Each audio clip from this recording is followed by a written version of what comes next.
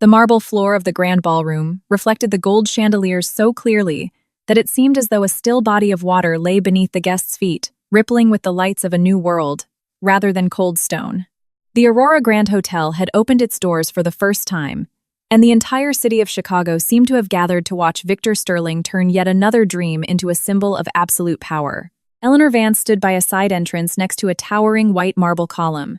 Observing the crowd so calmly, she hardly seemed a part of the evening. She wore a simple dark dress without jewelry. Her hair gathered low at the nape of her neck. Her face nearly devoid of makeup. Her gaze was attentive and steady, causing many to mistake her for the modest relative of an event organizer. She could hear men in custom-tailored suits discussing downtown real estate prices, future government contracts, and how Sterling had beaten everyone to the punch once again. The women gossiped about the floral arrangements, the diamonds on other women's necks, and the young beauty who refused to leave Victor's side. Their voices were soft, but laced with the kind of curiosity that easily morphs into cruelty. Victor Sterling stood in the center of the room beneath an arch of fresh white flowers. He smiled for the photographers, holding his champagne flute with such effortless confidence that the entire hotel felt like an extension of his own arm. Tall, broad-shouldered, with a distinguished streak of silver at his temple. He looked exactly like the kind of man bankers, politicians, and women inherently trusted a man who proved his strength through sheer brilliance. Right beside him stood Chloe Mercer, his executive assistant. Tonight, however, she carried herself like anything but an employee.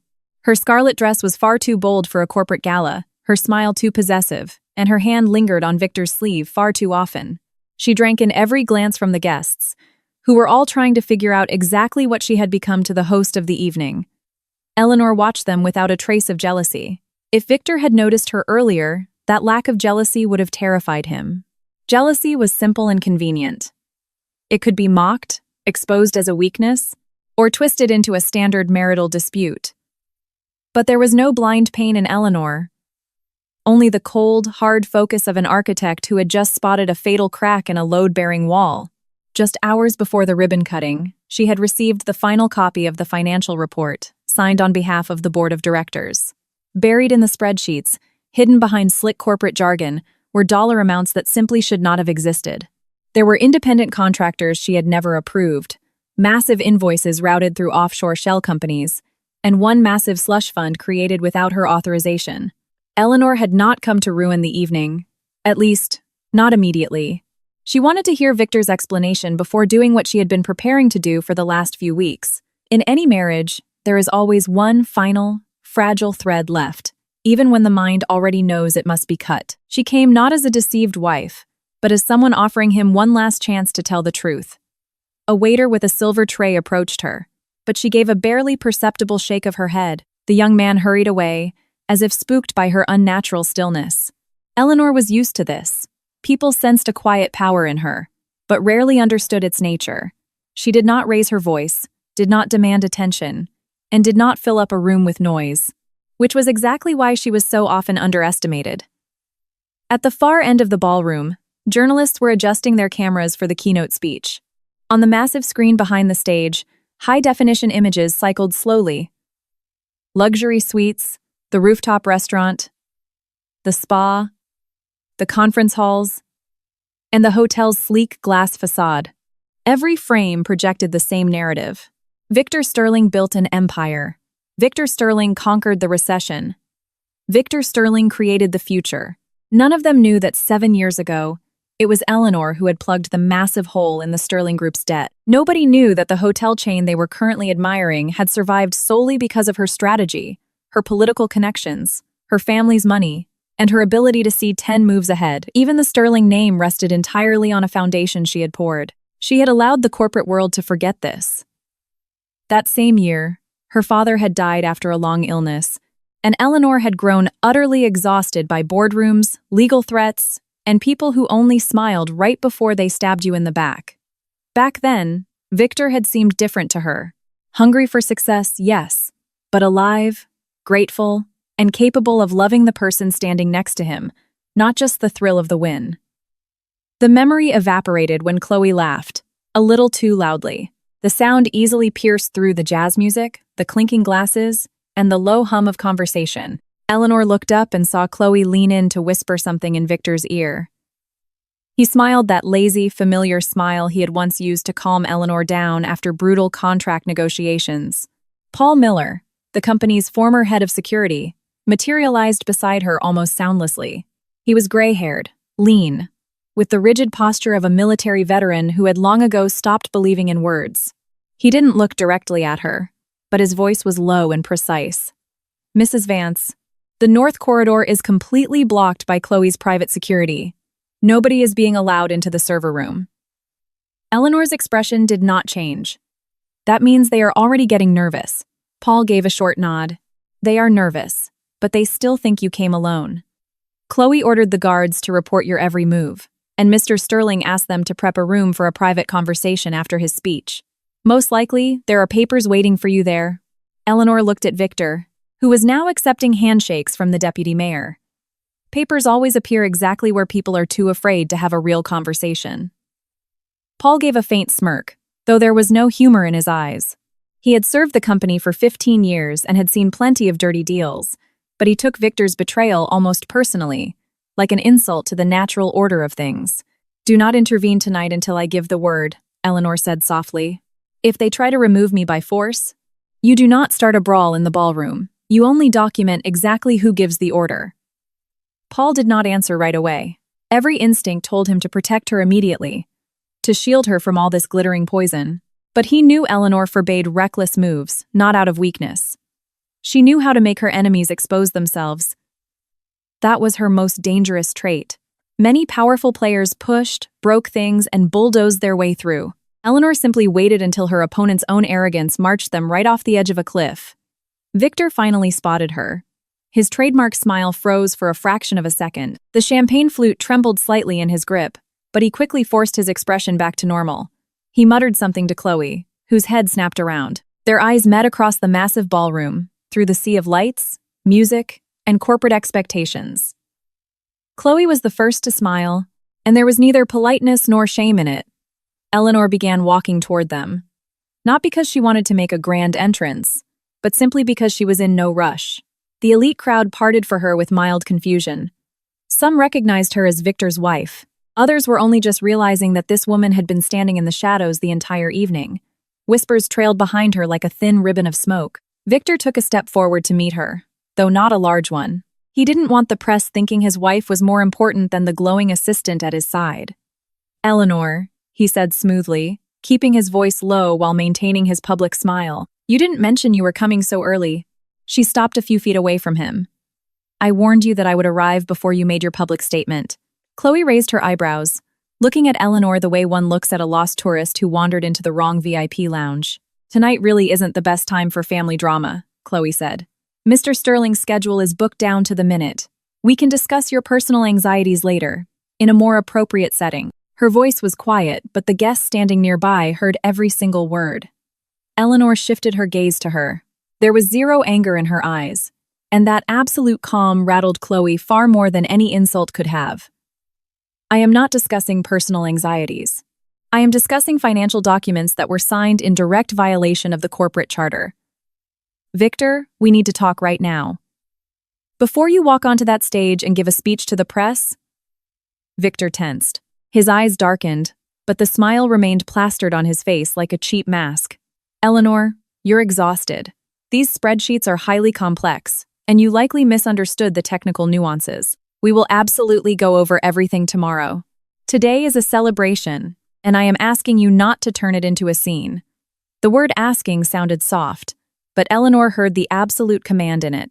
It was the exact tone he used with executives he planned to fire right after lunch. She glanced at his hand, gripping the edge of his glass, then at Chloe, who was no longer bothering to hide her irritation. "Not tomorrow. Today, because tomorrow morning, the funds will vanish from the reserve accounts, and those signatures will become legally irreversible." Chloe took a sharp step forward. Her stiletto clicked loudly against the marble. What stunning arrogance from a woman who hasn't stepped foot in a corporate office in years. Do you honestly think you can just waltz in here on the most important night in the company's history and bark orders at the people who actually built this project? She turned slightly toward the surrounding guests. practically inviting them to witness Eleanor's humiliation. A few people awkwardly looked away, others leaned in closer. High society galas always pretend to be civilized, but the moment there is blood in the water, even invisible blood, the crowd begins to breathe differently. Eleanor felt the shift in the room, heard the conversations die at the neighboring tables, noticed a reporter quietly signal his cameraman to keep rolling. "I am not barking orders at anyone," Eleanor said. "I am demanding an explanation from the chairman of the board, backed by the controlling shares protected by my vote." Victor shot her a sharp look, and for the first time, genuine panic flared in his eyes. Chloe, however, let out a laugh. It was short, sharp, and highly insecure. "The controlling shares?" she repeated with a sneer. "My dear, you've been living in the past for way too long. This hotel was built by Victor. These people came here for Victor. Those cameras are rolling for Victor. And while you were hiding behind the curtains at home, the real work was being done right here, with us." She leaned in closer to Eleanor, the scent of her expensive perfume turning sharp and suffocating. Victor said quietly, "Chloe, that is enough." But there was no authority in his voice, only the deep irritation of a man losing control of his own play. Chloe sensed this and assumed he wouldn't stop her. She mistook his fear for permission. It is a mistake often made by people who have been allowed to cross the line for far too long. Eleanor saw Chloe raise her hand even before the movement registered to anyone else. She could have caught the wrist, stepped back, or struck back, but she did absolutely nothing. Time stretched out like thin glass, and then Chloe's palm cracked hard against Eleanor's cheek. The sharp slap echoed across the ballroom with shocking volume.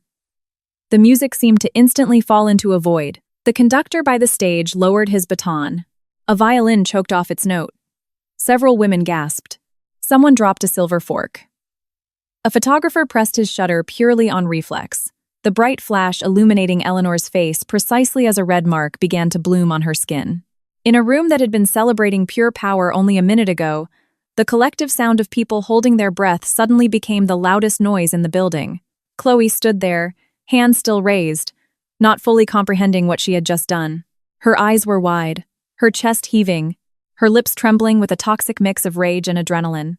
She waited for tears, for screaming, for Eleanor to retreat in humiliation. She desperately wanted to watch Eleanor break, to see Victor finally choose a side, to force the entire room to acknowledge the new queen of the empire. But Eleanor did not cry. She didn't even raise a hand to touch her cheek. She merely turned her face back slowly and looked at Chloe with such direct, piercing intensity that the younger woman instinctively took a half-step backward. There was no pain in Eleanor's gaze. It was simply the recording of a fact. Precise, merciless, final. Suddenly, Chloe didn't feel like a victor at all. She felt like a person who had just signed her own death warrant. Victor went completely pale. He realized the gravity of the situation faster than anyone else, because he had once seen Eleanor in a boardroom where massive creditors were trying to bury his company alive. Back then, she had also remained perfectly silent after being insulted. She had looked at them with that exact same steady gaze. 40 minutes later, those arrogant men were begging for an extension and calling her Mrs. Vance as if it were a royal title. Eleanor spoke quietly, yet her voice carried across the dead silent room. "You just physically assaulted a primary shareholder of this corporation at an official event funded by corporate capital. You did it in full view of the press, our investors, our business partners, and our security detail." Chloe opened her mouth, but her voice failed her. Eleanor continued in the exact same tone. "Do not interrupt me. You have already said more than enough." Guests exchanged frantic glances. The word shareholder radically changed the oxygen in the room. It was colder, vastly more dangerous, and far more real than some petty society scandal. The deputy mayor stopped smiling entirely. Two investment bankers standing near a pillar took quick steps away from Victor, as if a sinkhole had suddenly opened up in the marble between them. The cameraman zoomed in, and a reporter whispered frantically into her microphone. Chloe tried to reclaim her power, relying on pure volume. "You don't control anyone here. You are just Victor's washed-up wife who can't handle the fact that nobody notices her anymore." The words were meant to cut deep, but they only sounded pathetic. Eleanor looked at her with pure calm. "Wife," she said. "That is correct. But that is the absolute least of your concerns right now." Victor lunged forward and grabbed Eleanor by the elbow. His fingers dug in far harder than social politeness allowed. "Let's go," he hissed through his teeth. "We are having this conversation without an audience." Eleanor glanced down at his gripping fingers, then back up into his eyes. "Take your hand off me, Victor. If you wanted to talk without an audience, you should have done it before your assistant struck me in the face." He let go of her almost instantly. But the aggressive gesture had not gone unnoticed. Paul, standing at the edge of the crowd, hadn't moved an inch, though every muscle in his jaw signaled he was ready to end the standoff physically. Eleanor gave him a nearly imperceptible shake of her head, and that was enough to keep him rooted in place. She didn't need a savior. She needed witnesses.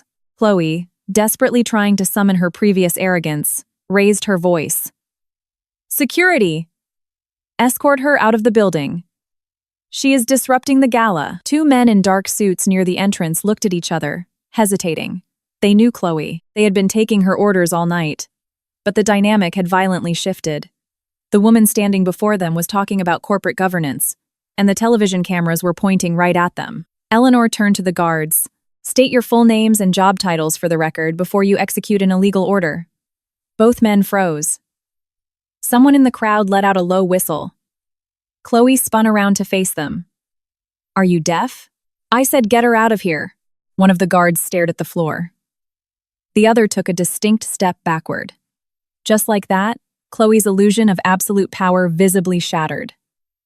Victor realized the entire night was spiraling into chaos. He raised his hands, flashing his practiced smile, trying to wrangle the crowd.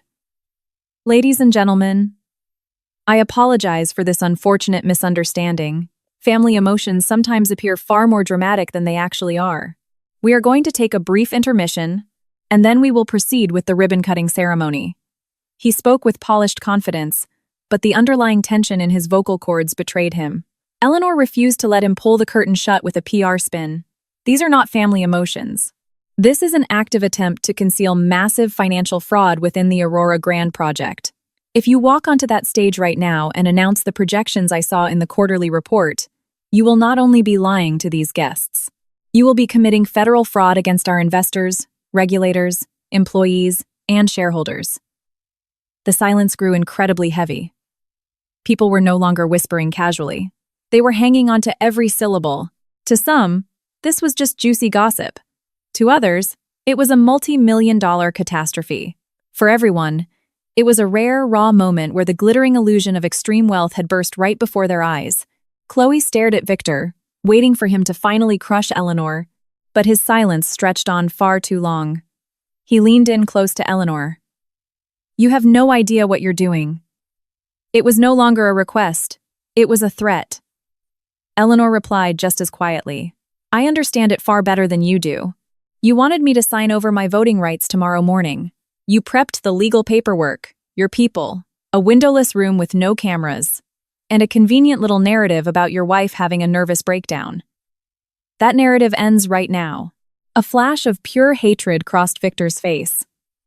Not because she had accused him, but because she had guessed his plan perfectly. He didn't hate her words. He hated her precision. In that exact second, Eleanor finally saw just how far he had fallen from the man she had once trusted with her money, her reputation, and the quiet sanctity of her home.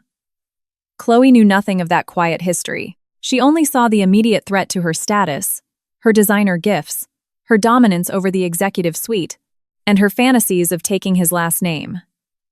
The public humiliation was becoming unbearable.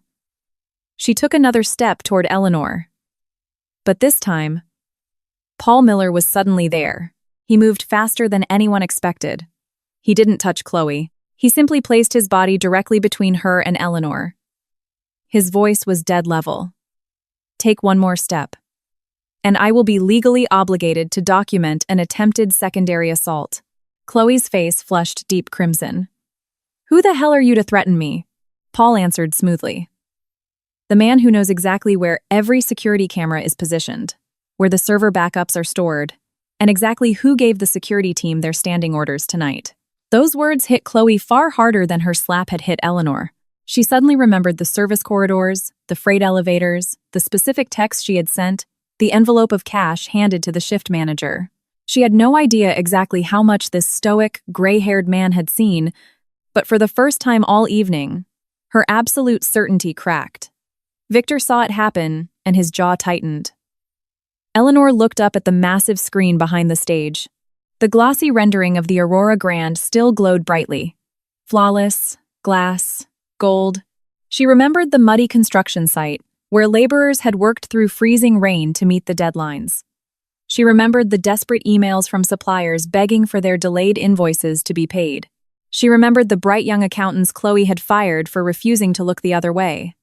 This was no longer just a bitter fight between a husband, a wife, and a mistress. It was the moment someone's unchecked arrogance had accidentally ripped the curtain off an entire rotting system. Eleanor's cheek throbbed, but the pain anchored her. It became the focal point around which the facts, the witnesses, the cameras, the fears, and her enemy's mistakes were now rapidly orbiting. The event MC, pale and sweating, crept to the edge of the stage. "Mr. Sterling, do we proceed?" Victor shot him a look of such murderous rage that the man immediately backed away. Then Victor turned back to Eleanor, forcing a smile. "You really want to start a war right here? In front of all these people?" She didn't blink. "No, I want the truth." "You are the one who chose a war," Chloe snapped. "She's bluffing. She has nothing. If she had actual proof, she wouldn't be standing here playing the tragic, insulted wife." For the first time all night, Eleanor allowed herself a tiny, razor-thin smile. "The tragic wife," she repeated. What an incredibly convenient stereotype. People are always so eager to believe it when a woman stays quiet. But silence doesn't always equal weakness. She reached into her small clutch and pulled out a slim, matte black access card. Victor recognized it instantly. That card was never issued to guests, standard employees, or even most of the board members. It granted unrestricted access to the executive sublevel, the encrypted server archives, and the internal boardroom. Chloe, clueless to the card's significance, let out a dismissive scoff, but several top executives standing near the stage went visibly pale. Eleanor held the card up just high enough for the cameras and the executives to see. This master access was activated long before Chloe Mercer was even given a cubicle in this company. It was issued to me by the previous board of directors after I personally restructured the debt of the Sterling Group. Back then, Victor stood right next to me and thanked me for ensuring his family name still had a future. Victor made a sudden, jerky movement forward but stopped cold when he noticed the camera lenses tracking him. "Eleanor, drop it. That is highly classified corporate data." She looked right through him. Classified data loses its protections the moment it is used to conceal a federal felony. You could have chosen to have an honest conversation. You chose fraud, coercion, and having your proxy physically assault me in a building funded by capital I am personally liable for. Somewhere in the crowd, someone finally whispered her name, and this time, it sounded completely different. Spoken with a sudden, dawning terror. "Vance." Then another voice. "That's Eleanor Vance, the shark from the Vance Capital Trust." The exact whisper Victor had dreaded for years was now rippling through his own ballroom. The legend he had desperately tried to bury behind the role of the quiet wife was rising from the shadows in front of everyone. Chloe looked frantically from Eleanor to Victor, and for the first time, genuine panic washed over her features. She didn't understand the complex corporate history, but she understood enough. Eleanor was not a domestic nuisance. She was not a tired housewife. She was not a woman who could be dragged out the back door by a couple of bouncers. She was the key to the vault holding every single document and decision Chloe thought she had safely buried. Eleanor slipped the black card back into her clutch. "I am not going to read the spreadsheets out loud from this stage tonight. For now." She paused, and those two words "for now" sounded infinitely more terrifying than a direct accusation. "I am advising the board of directors and our corporate legal counsel to convene immediately in the encrypted administrative suite. Until a preliminary audit is concluded, Victor Sterling's keynote address is officially canceled." The deputy mayor carefully took another step backward, making it painfully obvious he had no desire to be photographed next to a man staring down the barrel of a federal indictment. The investment bankers exchanged rapid glances. One was already aggressively typing on his phone. The journalists didn't budge. Everyone in the room understood that a standard ribbon cutting had just mutated into a massive scandal that would dominate the Wall Street Journal by morning. Victor stared at Eleanor with the exact same expression he used right before executing a hostile takeover. He was actively calculating his losses, his exit strategies, and exactly who he could throw to the wolves. Chloe waited for him to defend her, to assert his dominance, but he was no longer thinking about her. To him, she had instantly downgraded from a prize to a massive liability. Too loud, too visible, too reckless. The realization hit Chloe late, but it hit her with brutal force. Eleanor saw the invisible fracture completely split between them. Just moments ago, Chloe had been clinging to Victor's arm as the ultimate symbol of her new status. Now, she was just the idiot who had assaulted a primary federal witness on camera. Her arrogance was now a piece of legal evidence. Her pride was Exhibit A. That is exactly how people fall when they mistake their proximity to power for actual power. Paul leaned in toward Eleanor and murmured, "The legal team is waiting in the corridor. They are waiting for your green light." Eleanor nodded. The skin on her cheek was still burning, but inside, she felt entirely cold. Not empty, not dead, but cold like a highly climate-controlled server room where data is kept freezing because a fire there would destroy everything. She looked at Victor one last time. A desperate, fleeting attempt to leverage their shared past flickered in his eyes. Maybe he wanted to remind her of their old townhouse, the quiet winter evenings. Or her father's voice telling her that Victor was brilliant but entirely too greedy. Maybe he wanted her to pity his blind ambition one last time and chalk it up to a flaw rather than a crime.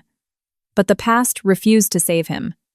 Eleanor didn't see a husband standing in front of her. She saw a man who had calculated that her love could be used as a blind signature for his felonies. She didn't even hate him in that moment. Hate required too much emotional heat. She simply, permanently evicted him from the part of her soul where she had once kept her hope. Victor's voice was hoarse. "You are going to regret this." She answered him almost gently. "No, Victor. The only people who will regret this are the ones who thought the truth needed an invitation to walk through the front door." She turned to face the stunned crowd. "I ask everyone to remain calm and enjoy the evening. The protocol team will advise you on the updated schedule. The hotel is officially open, but the lies will not be broadcast from that stage tonight." It was the first actual command issued that night, and the crowd obeyed, not because she was shouting, but because her voice possessed an inherent authority that required zero theatrics. Even those who didn't fully grasp her corporate standing felt the center of gravity in the room violently shift. Neither Victor, nor Chloe, nor the massive glowing screens held the room's attention anymore. It all belonged to the woman with the red mark on her face. Chloe stood frozen, her knuckles turning white as she gripped her designer clutch. She wanted to lunge forward, to scream, to shatter the terrifying silence. But for the first time in her life, she was terrified of making a move. The camera lenses were no longer admiring her beauty. They were coldly documenting her ruin. And the longer she stood in silence, the more she realized her slap hadn't broken Eleanor. It had merely ripped open a door that nobody could ever close again. Eleanor turned and walked toward the administrative corridor. Paul walked right beside her, not leading, not trailing, but walking shoulder to shoulder, like a man honoring her right to walk into the fire on her own terms. They were immediately followed by the legal team, 2 board members, the terrified CFO, and the bank representative. Victor remained rooted to the floor for a few agonizing seconds, as if praying the crowd would magically turn back to him. But the crowd only watched Eleanor walk away. At the entrance to the corridor, she paused and glanced back. The golden light of the chandeliers washed over the silent guests, over a pale, trembling Chloe, and over Victor, who for the first time in his life looked not like the master of an empire, but like a man who had completely lost control of his own myth. Eleanor didn't say another word. There was no need. The first devastating blow had been struck, and she wasn't the one who had thrown it. As the heavy oak doors of the administrative wing clicked shut behind her, the noise in the ballroom didn't return immediately. People seemed terrified to speak, afraid to break the fragile, shocking reality of what they had just witnessed. But behind those thick, soundproof walls, Eleanor Vance walked toward the boardroom with absolute clarity. Tonight would not end with a ribbon cutting. It would end with the prosecution of a lie that had been dipped in gold for far too long. The administrative corridor greeted Eleanor with a sterile silence, utterly stripped of the ballroom's glamour. The chandeliers, the jazz music, and the hundreds of staring eyes were trapped behind the heavy doors. Down here, the only sounds were the low hum of the HVAC system and the rapid footsteps of executives who had just realized this gala had turned into a desperate fight for federal survival. The lighting was fluorescent, harsh, and unforgiving to their pale faces. Paul walked beside her, asking no unnecessary questions. He watched CFO Glenn Rollins nervously wiping his sweating forehead with a linen handkerchief. He watched Sophia Lawson, the bank representative, gripping her phone with both hands, as if terrified of dropping her entire career on the carpet. He noted how the two board members actively avoided making eye contact with Eleanor. All of them knew far more than they were willing to admit out loud. Eleanor stopped in front of the reinforced door to the secure boardroom and tapped her access card against the scanner. A green light flashed instantly, and the heavy electronic lock clacked open. To Glenn, that short, sharp sound felt like a gunshot. He had been so certain her access privileges had been quietly revoked that Victor had surgically removed her from the system. But true corporate power rarely vanishes just because someone wishes it away. Inside sat a massive, dark mahogany conference table. The walls were lined with digital monitors, displaying hotel readiness metrics, floor plans, and the launch schedule. One screen was still running a live feed from the grand ballroom, where guests sat at their tables in a state of nervous shock. Chloe flashed on the screen, standing near Victor, though she was no longer touching his arm. Eleanor took her seat at the head of the table. She didn't take off her coat, nor did she ask for a glass of water, even though her cheeks still burned fiercely. It was crucial to her that every executive in the room saw the red mark not as evidence of her personal humiliation, but as the exact timestamp after which no one could claim this was just a misunderstanding. Physical evidence is always stronger than a corporate memo when hundreds of people have witnessed it. Arthur Linwood, the company's gaunt, hollow-cheeked general counsel, opened his leather portfolio. Carefully, Mrs. Vance. From a strictly legal standpoint, calling an emergency board meeting requires standard advance notice to all acting members. Eleanor looked at him without a trace of irritation. From a strictly legal standpoint, the physical assault of a controlling shareholder and the deliberate restriction of access to corporate financial data requires an immediate federal incident report. Arthur clamped his mouth shut. He knew she was dead right, and he hated her for it because it wedged him firmly between federal law and Victor Sterling. For years, Arthur had drafted contracts that looked perfectly clean, even when the intent was filthy. He didn't consider himself a criminal, just a guy doing his job.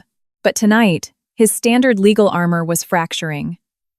Eleanor tossed a slim manila folder onto the center of the table. I am not wasting time on corporate rituals. Critical irregularities have been flagged in the Aurora Grand budget. Millions of dollars require an immediate forensic audit. Several independent contractors are registered to proxy LLCs directly tied to Chloe Mercer. Substantial wire transfers were routed through a shadow reserve fund, a fund established without my signature and hidden from our independent auditors. Glenn Rollins swallowed hard. The reserve fund was just a technical vehicle, he stammered. In a construction project of this magnitude, cost overruns are inevitable. Eleanor opened the folder and slid a copy of a spreadsheet across the table toward him. Cost overruns are not routed in 13 identical tranches to shell corporations that have 0 employees, 0 physical offices, and 0 tax history. Explain that to me as a technical vehicle. Glenn stared at the highlighted rows. This wasn't some random printout. It was a surgical cross-section of the exact fraud they had buried beneath layers of NDAs. A cold sweat broke out on his neck. For weeks, he had convinced himself that Victor had greased the right palms at the top, that Chloe wouldn't be stupid enough to leave a paper trail, and that Eleanor would never, ever find out. Now, his rationalizations looked like pure delusion. Sophia Lawson leaned forward, her eyes locked on the paper. These exact tranches were categorized as legitimate capital expenditures in the compliance report submitted to the loan committee. Glenn opened his mouth, but no sound came out. Eleanor refused to let him hide in the silence. In the bank's compliance reports, they are listed as advanced deposits for imported HVAC and engineering equipment. But I checked the logistics manifests. That equipment is not in our warehouses, and the receiving manifests were backdated. Sophia turned stark white. To the bank, this wasn't just a messy corporate divorce. This was federal bank fraud, and if the SEC caught wind of it, they would tear the Sterling Group to shreds. She frantically began typing on her iPad. Eleanor saw her, but didn't stop her. Every single person at this table needed to realize that their only remaining life raft was the absolute truth. Paul stood by the door, outwardly relaxed, but his eyes constantly scanned the corners of the room. He had already noticed the disabled microphone array in the center of the table, the swapped-out security camera lens near the ceiling, and the freshly installed electronic deadbolt on the secondary exit. Tiny details, but put together, they painted a picture of a trap. Victor hadn't been planning a conversation. He had been planning an ambush. Eleanor shifted her gaze back to Arthur. Where is the legal packet Victor was planning to force me to sign after his speech tonight? The lawyer flinched. I have no idea what you're talking about. She tilted her head slightly. Arthur, you know exactly what I'm talking about. And you also know that if those documents accidentally disappear right now, I will personally see you disbarred for the destruction of evidence in a federal investigation. I am only going to ask you once. The silence dragged on for 30 agonizing seconds. Finally, with trembling fingers, Arthur reached into his briefcase and pulled out a thick, sealed envelope. He placed it on the mahogany table as if it were a live grenade, Victor said. Victor said it was just an updated asset management restructuring plan. Post-launch formalities. Eleanor didn't touch the envelope immediately. She stared at it as if looking at the final, rotting bone of her dead marriage. Paul slipped on a pair of black tactical gloves and sliced the envelope open cleanly, careful not to compromise the edges. He laid the contents out on the table. Inside was a proxy voting transfer agreement, a binding relinquishment of her shares in the Vance Capital Trust, an ironclad NDA, and a medical evaluation declaring Eleanor temporarily mentally unstable due to severe emotional distress. Glenn averted his eyes. Sophia muttered a vicious curse under her breath. Eleanor picked up the medical evaluation. The doctor's signature was highly familiar. A high-end concierge psychiatrist who had never examined her in her life, but who frequently serviced Victor's elite clients. The document cited severe anxiety, impaired executive judgment, and the immediate necessity to remove her from all corporate decision-making. The document was predated for tomorrow morning, as if her free will had been scheduled for execution at 9:00 a.m. She dropped the paper back onto the table. Now, everyone in the room understood the true stakes. This was not about an angry wife or a sudden family spat. Victor had constructed a legal prison for her. And Chloe, totally oblivious to the grand scheme, had jammed the gears of that prison by slapping Eleanor in public. To claim Eleanor was having a psychotic break now, Victor's lawyers would have to explain how an unstable woman had successfully tracked millions in offshore wire fraud with surgical precision. Arthur, Eleanor said, her voice dropping a degree. Who drafted this packet? The lawyer closed his eyes for a second. The initial drafts came from an outside crisis management firm hired by Mr. Sterling. Chloe Mercer relayed the revisions.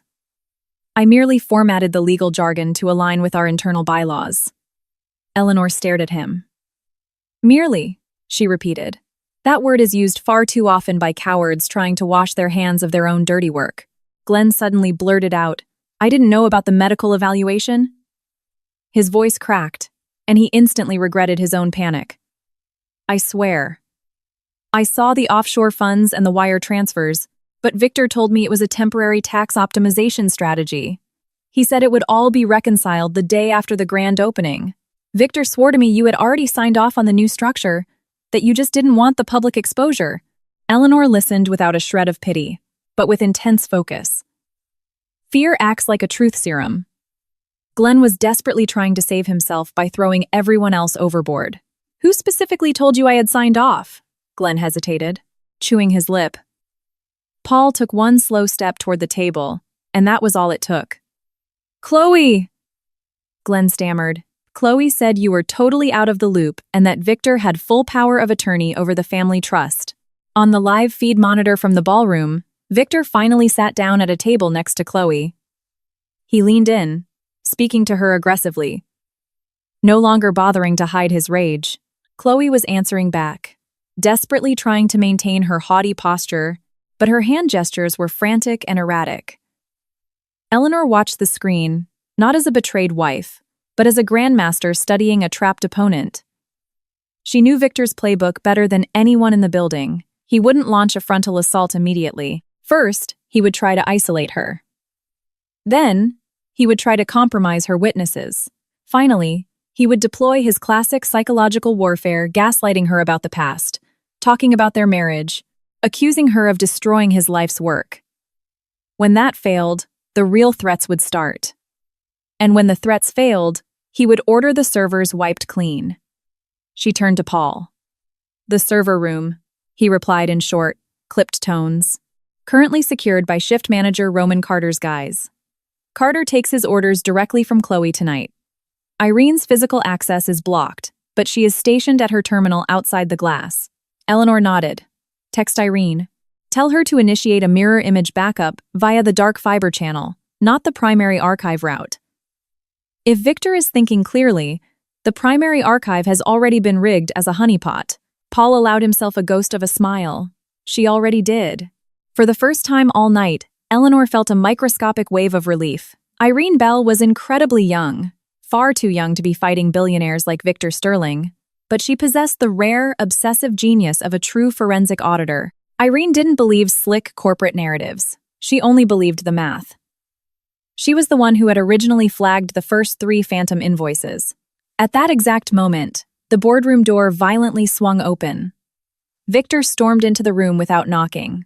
He brought with him the sharp scent of expensive scotch, the chill of the ballroom AC, and barely contained fury. Chloe trailed behind him, though she deliberately hung a few paces back. 2 of Victor's private security men paused in the hallway, spotting Paul Miller, and wisely decided not to cross the threshold. Victor's eyes swept over the mahogany table, the scattered documents, and the terrified faces of his executives. His gaze locked onto the sliced-open envelope, and he instantly knew his ambush had failed. But Victor Sterling never accepted defeat quickly. He was a master at spinning disasters into attacks and turning his own shame into self-righteous anger. He flashed a smile, though it looked like a jagged crack across bulletproof glass. "Perfect," he drawled. "My wife decides to host a secret tribunal during the biggest launch in our company's history, interrogating my executives like she's the FBI." Eleanor didn't stand up. "Your wife is the managing director of the Vance Capital Trust, which holds the controlling shares of this entity. She possesses the legal authority to trigger an immediate, unannounced audit of any operations threatening the group's assets." At those words, Chloe's head snapped toward Victor. The look on her face was pure, delayed realization, the kind that hurts far worse than a slap. Controlling shares wasn't a metaphor. It wasn't some old society rumor. It wasn't a bluff. For years, she had built her entire identity around a man who didn't even own his own empire. Victor caught Chloe's look, and his hatred for Eleanor doubled. "You never involve yourself in operations," he hissed. "You stepped away from the business entirely. You have zero moral authority to waltz in on opening night and sabotage the hard work of thousands of people." Eleanor met his gaze calmly. "I stepped away from micromanagement, Victor, not from legal liability. And what is actively sabotaging the hard work of thousands of people isn't my audit. It's you embezzling capital under the guise of construction costs." Chloe couldn't hold back. "You call it embezzlement because you have no idea how the real world operates. While you were locked away in your quiet little townhouse pretending to be royalty, we were down in the mud. We were negotiating, leveraging, paying the right people, expediting permits. Projects like this aren't built with clean hands." Eleanor looked at her with clinical curiosity. "So, for the record, you are verbally admitting to the existence of off-the-books bribery and unauthorized wire transfers?" Chloe blanched, instantly realizing her mistake. "I'm admitting that you have no idea what you're talking about." Victor spun on her. "Shut up!" He barked the command with such vicious force that the entire room felt the sheer contempt radiating off him. Chloe froze. Only an hour ago, she believed she was the woman Victor was willing to humiliate his wife for. Now, he was discarding her like a bloody rag. Eleanor tracked the dynamic and pushed the blade deeper into the fracture. "Victor, here is the legal packet you intended to force me to sign after your speech. I want you to answer me, in front of these witnesses. Did you authorize the forging of a medical document declaring me mentally incompetent?" Victor let out a dry laugh. "Force you? What a spectacularly dramatic choice of words. I wanted to protect this corporation from your chronic emotional instability. Tonight, Your little stunt has proven my concerns were entirely justified. Sophia Lawson from the bank lifted her head. Mr. Sterling, the existence of a predated medical evaluation, drafted without a clinical examination, packaged alongside proxy transfer documents, will be interpreted by federal regulators as highly premeditated fraud. Victor turned to her, his eyes dead. The bank has received every single interest payment on schedule, Miss Lawson. I strongly advise you not to meddle in domestic disputes that fall completely outside the scope of your loan covenants. Sophia held her ground. If loan capital was diverted to unauthorized shell companies, this is no longer a domestic dispute, Mr. Sterling. Eleanor watched Victor forcibly swallow his rage. He hadn't expected the bank to push back. He was used to the old Wall Street rule that money loves silence. But modern banks loved keeping their distance from federal indictments even more, especially when the true owner of the collateral was sitting right across the table. Victor placed his palms flat on the mahogany table and leaned toward Eleanor. What do you want? His voice dropped to a low, dangerous rumble. A divorce? A massive settlement? A public apology from Chloe? I can give you all of that. But you have to stop this right now. We send the guests home. Tomorrow, we sit down with the lawyers and handle this quietly. You get your payout, you keep the properties, you get your flawless public victory with zero collateral damage. Eleanor stared at his hands. He was still wearing his platinum wedding band, a ring he hadn't bothered to take off even when he made Chloe his shadow. It was almost pathetic. Men like him kept the symbols of loyalty purely to make their betrayals easier to execute in the dark. She met his eyes. I want unrestricted access to the servers, the immediate freezing of the shadow accounts, and a full forensic audit. Victor straightened up. You really want to destroy me? No, she replied evenly. You destroyed yourself the second you decided that this company, our employees, and my absolute trust were your personal piggy bank. I only want to stop the bleeding. If the audit proves me wrong, I will publicly apologize. But if you are lying, Victor, there will be no backroom deals. Glenn Rollins suddenly whispered, There are other accounts. Everyone snapped their heads toward him. Victor turned to look at his CFO. The threat in his eyes was so potent that Glenn practically shrank into his leather chair. But his fear of Victor was finally losing the war against his fear of federal prison. The CFO had realized his only ticket out was to be the first rat to point out the hidden trapdoor. What other accounts? Eleanor asked. Glenn licked his dry lips. Transit accounts. They were coded as vendor escrow for warranty claims. But the cash actually funnels through 2 LLCs tied to overseas hospitality consultants. I don't know the full routing chain. Chloe coordinated the wire authorizations through her private terminal. I only saw the end-of-month reconciliations, Chloe shrieked. That is a lie! He's trying to pin this all on me. Eleanor turned to her. Then it should be incredibly easy for you to provide us with your email servers, your text logs, and the exact names of the individuals you coordinated those wires with. Chloe went dead silent. Her glittery designer clutch suddenly felt like it weighed 50 pounds, as if it were holding not her lipstick and phone, but the sheer weight of her own federal liability. Victor realized he had lost the room entirely. He pivoted tactics instantly. Ellie, listen to me. He dropped his voice, making it soft, almost intimate. You're exhausted. You were humiliated out there. I know you're hurting. Chloe crossed a massive line, and I promise you, I will handle her. But please, don't let a few misplaced decimals destroy everything we spent our lives building. Remember everything we've survived together. This was his most lethal weapon. Not threats, not forged documents, not the thugs waiting in the hall. It was his voice, the exact tone he used during those long nights when they were young, sitting in the dark in their old, drafty house because they couldn't afford to fix the heating. He knew how to dig into the past and pull out the exact memory required to break someone's resolve. Eleanor felt a sharp, agonizing twist in her chest, but she locked it down immediately. Yes, she whispered. I remember you promising me you would never turn into the kind of parasite who sells out other people's lives for a better quarterly report. I remember you holding my hand at my father's funeral. I remember everything, Victor.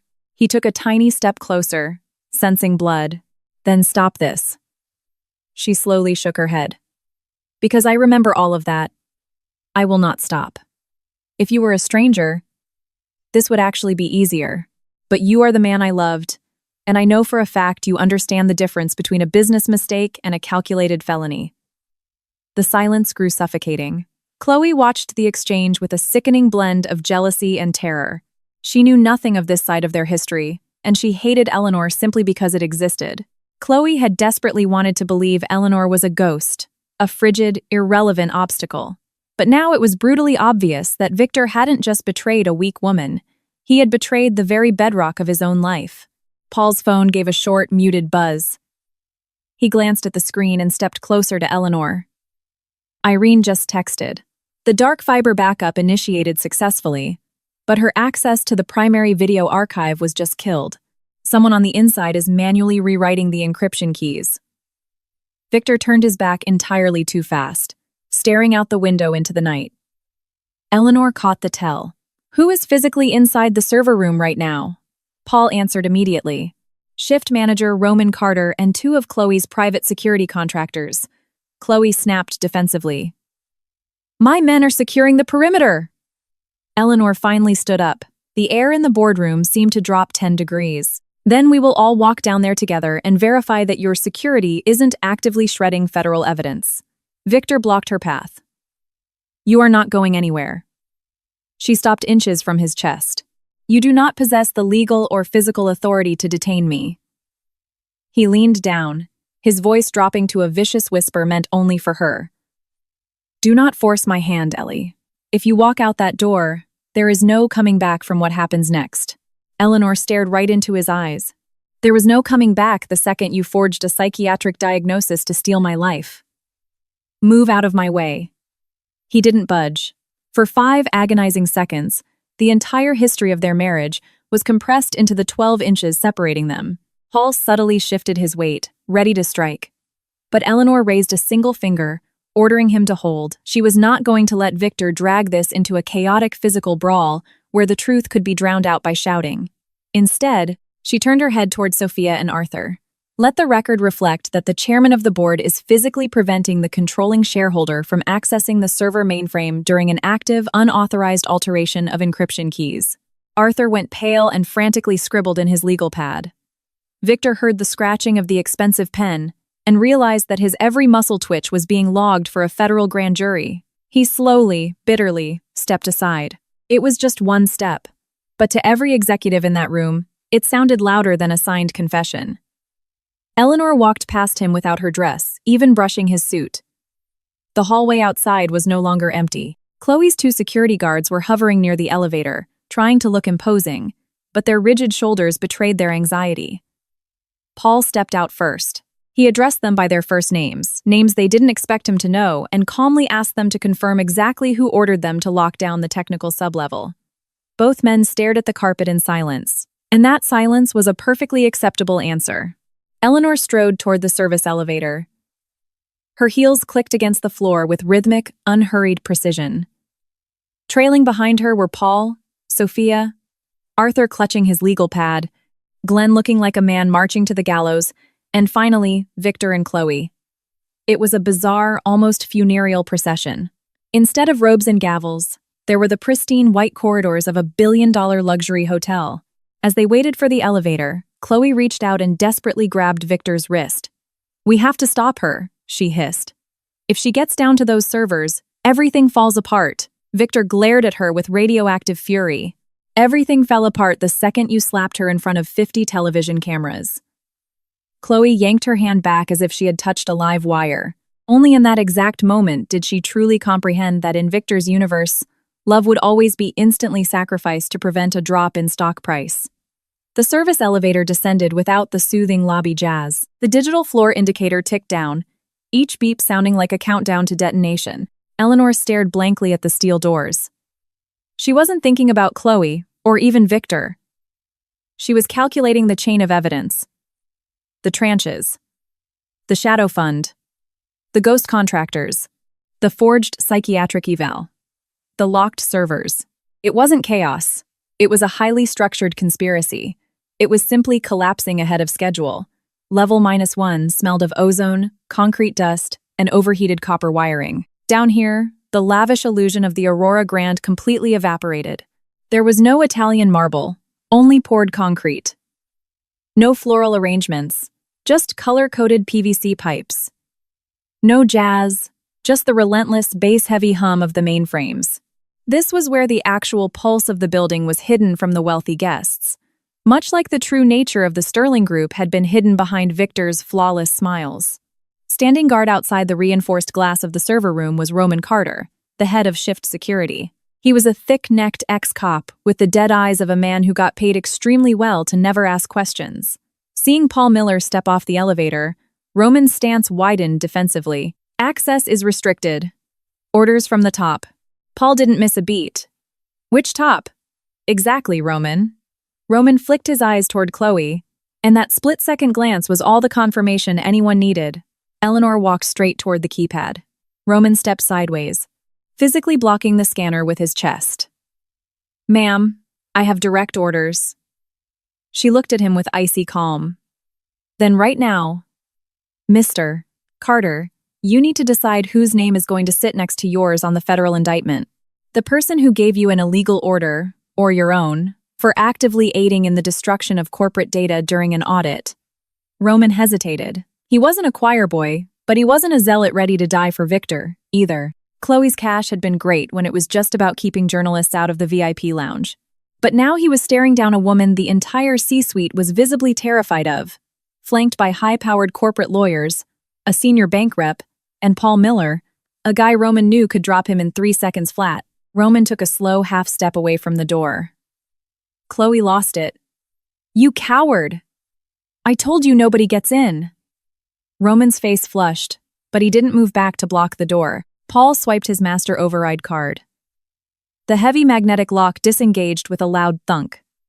From inside the freezing room, the frantic voice of Irene Bell echoed out. They're scrubbing the directories right now. 10 more minutes and the primary logs will be permanently overwritten. Irene was hammered away at the master console. She was wearing a cheap blue fleece jacket zipped over her formal gown, looking completely out of place in a corporate war zone. Her hair had escaped its neat bun. Her eyes were bloodshot from screen glare, but her fingers flew across the mechanical keyboard with terrifying speed. Lines of terminal code, flashing red warnings, and dark fiber routing nodes reflected in her glasses. Eleanor walked up behind her. What did you manage to isolate? Irene didn't take her eyes off the monitors. The wire transfer manifests for the last 18 months. Partial email threads regarding the ghost contractors, the remote access logs, and a preliminary cross-reference linking the offshore routing numbers to LLCs registered under Mercer's known associates. But someone triggered a remote wipe of the internal security footage from the last 72 hours. Paul shot a lethal look at Chloe. But Chloe wasn't screaming anymore. She was staring at the glowing monitors like she was watching a train completely derail. Victor's voice was pure ice. Who initiated the wipe? Irene answered like a machine. An admin-level credential generated today at 5:42 p.m. Two-factor authentication routed through the mobile device registered to the office of the executive assistant. Chloe practically choked. That wasn't my phone. Eleanor turned to her slowly. Then it sounds like you have a very strong incentive to help us figure out exactly who was holding it. Chloe couldn't speak. The reinforced concrete walls of the server room felt like they were crushing her. An hour ago, she controlled the VIP lists, the security details, the access codes, and Victor's entire life. Now, her digital fingerprints were all over a massive obstruction of justice charge. Wait, Irene said suddenly, her fingers pausing. This is weird. The wipe isn't a blanket scrub. They aren't deleting the ballroom or the lobby. They are specifically targeting the service corridors, the freight elevators, the legal holding office, and conference room 7B. Eleanor slowly turned her head to look at Victor. Conference room 7B. The exact room where you plan to have me declared legally insane. Arthur Linwood, the lawyer, swallowed hard. Yes. The word sounded like a confession. Victor said nothing. He could still try to deny it. He could still throw Chloe entirely under the bus. He could still blame a rogue IT glitch. But every second of his silence compounded his guilt. Eleanor knew his mind was racing, desperately hunting for an exit strategy. She could practically hear the gears grinding. Irene slammed the enter key. I intercepted fragments of the deleted video files through the shadow cache. The resolution is garbage, but the timestamps are verified. Paul leaned over Irene's shoulder. On the primary monitor, a grainy, silent video flickered to life. It showed conference room 7B. The long table. 2 armed guards. Arthur the lawyer, the concierge psychiatrist holding a leather binder, and Victor, aggressively gesturing at Chloe. There was no audio, but the visual evidence was catastrophic. Chloe pressed her hand over her mouth. She watched her digital ghost hand the doctor a thick envelope of cash. When it happened, it had felt like a thrilling, covert spy game. Now, it was a high-definition window into her own federal conspiracy. Victor lunged toward the IT console. Paul instantly stepped into his path, his hand resting casually near his hip. I wouldn't, Paul said softly. Victor glared at him, genuinely shocked that his loyal attack dog had grown fangs. Have you forgotten who signs your paychecks, Paul? Paul didn't blink. I remember exactly who saved the company that signs my paychecks. And I remember who turned it into his personal ATM. The words were brutal, devoid of any Hollywood dramatics, which was exactly why they hit so hard. Victor's hands balled into fists. Eleanor didn't let the standoff escalate. She leaned down to Irene. Ghost the files to a hardened external drive. Send the encrypted packets directly to the independent federal auditors. CC, the bank's compliance division, and my personal legal counsel. Irene nodded sharply. Packets are routing now. A bright green progress bar appeared on the screen, crawling slowly to the right. Everyone in the freezing room watched it like a lit fuse burning down to a powder keg. Suddenly, Chloe broke. She didn't lunge at Eleanor. She dove for the thick power cables routed beneath the server rack. Paul caught her by the wrist. He didn't twist her arm or hurt her. He simply locked her momentum in place like a steel vise. She let out a hysterical sob, more out of sheer terror than pain. Eleanor stepped closer to her. Chloe, this is the second time tonight you have tried to solve a federal problem with physical violence. The first time, you gave me 50 witnesses. This time, you are handing me absolute proof of criminal motive. Stop moving before you lose the right to speak to a lawyer and end up only speaking through one. Chloe stared at her with raw hatred, but the hatred was drowning in absolute despair. You're never going to beat him, she hissed, tears ruining her mascara. Eleanor looked down at her calmly. I am not trying to beat Victor. I am trying to stop a crime. The difference is, the first requires emotion. The second only requires evidence. She turned back to the monitors. The green progress bar hit 100%. Irene exhaled a shaky breath. Done. The core package is secured off-site. If they physically destroy the servers now, it's nothing but a confession of panic. Victor suddenly laughed. It was a hollow, ugly sound that scraped against the concrete walls. You're all incredibly proud of yourselves, aren't you? A terrified accountant, a bitter ex-cop, and a glorified secretary playing hacker. You think this is enough? Ellie, you've forgotten how Chicago works. Hard drives go missing. Star witnesses suddenly recant.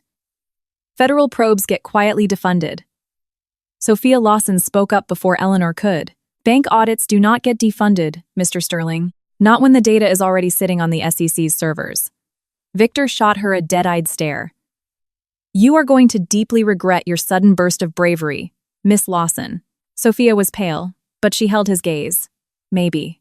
But I would regret cowardice a hell of a lot more when the feds drag me in tomorrow and ask why I aided and abetted a wire fraud. Eleanor watched Victor. He was shedding the last of his polished corporate skin. He was going to use his political fixers, his dark money, his blackmail files. He would drag this through the mud because it was the only terrain he had left. Yet, for the first time in years, Eleanor didn't feel alone. Irene, Sophia, Paul, even the terrified, sweating CFO, they had organically formed a shield wall around the truth. She didn't trust all of them blindly, but she knew that justice rarely arrived fully formed. It had to be stitched together from other people's panic, their guilt, their sudden bursts of conscience, and a sheer refusal to back down when the air got thin. Suddenly, the fluorescent lights in the server room flickered. Once. Twice. Then the room plunged into darkness, instantly replaced by the blood-red glow of the emergency backup lights. Irene spun back to the console. Someone just severed the main trunk line from the engineering block. Paul cursed loudly and unclipped his radio. "Carter, who is down at the breaker panels?" The radio hissed with static. Then, a distorted, unfamiliar voice crackled through the speaker. "Technical malfunction. All personnel remain in your current locations." Victor didn't look surprised. He looked entirely too calm in the crimson light. Eleanor stared at him. "So you're just going to lock us in the basement?" He offered a chillingly serene smile. "I haven't done anything, Ellie. It's a massive, brand new building. Power grids trip on opening night all the time." She nodded slowly. "Of course. Especially when the data has already escaped, but the witnesses are still trapped inside." Chloe's breath hitched. She realized Victor must have coordinated this secondary protocol entirely without her. The terror in her eyes deepened. She had been his accomplice, but never his partner. Now, as Victor began sealing the blast doors, she realized she was trapped on the wrong side of the bulkhead, locked in the dark with the exact people she had spent months trying to destroy. Eleanor saw the realization hit the younger woman but offered no comfort. Paul marched to the heavy magnetic door and yanked the manual release bar. Lockdown.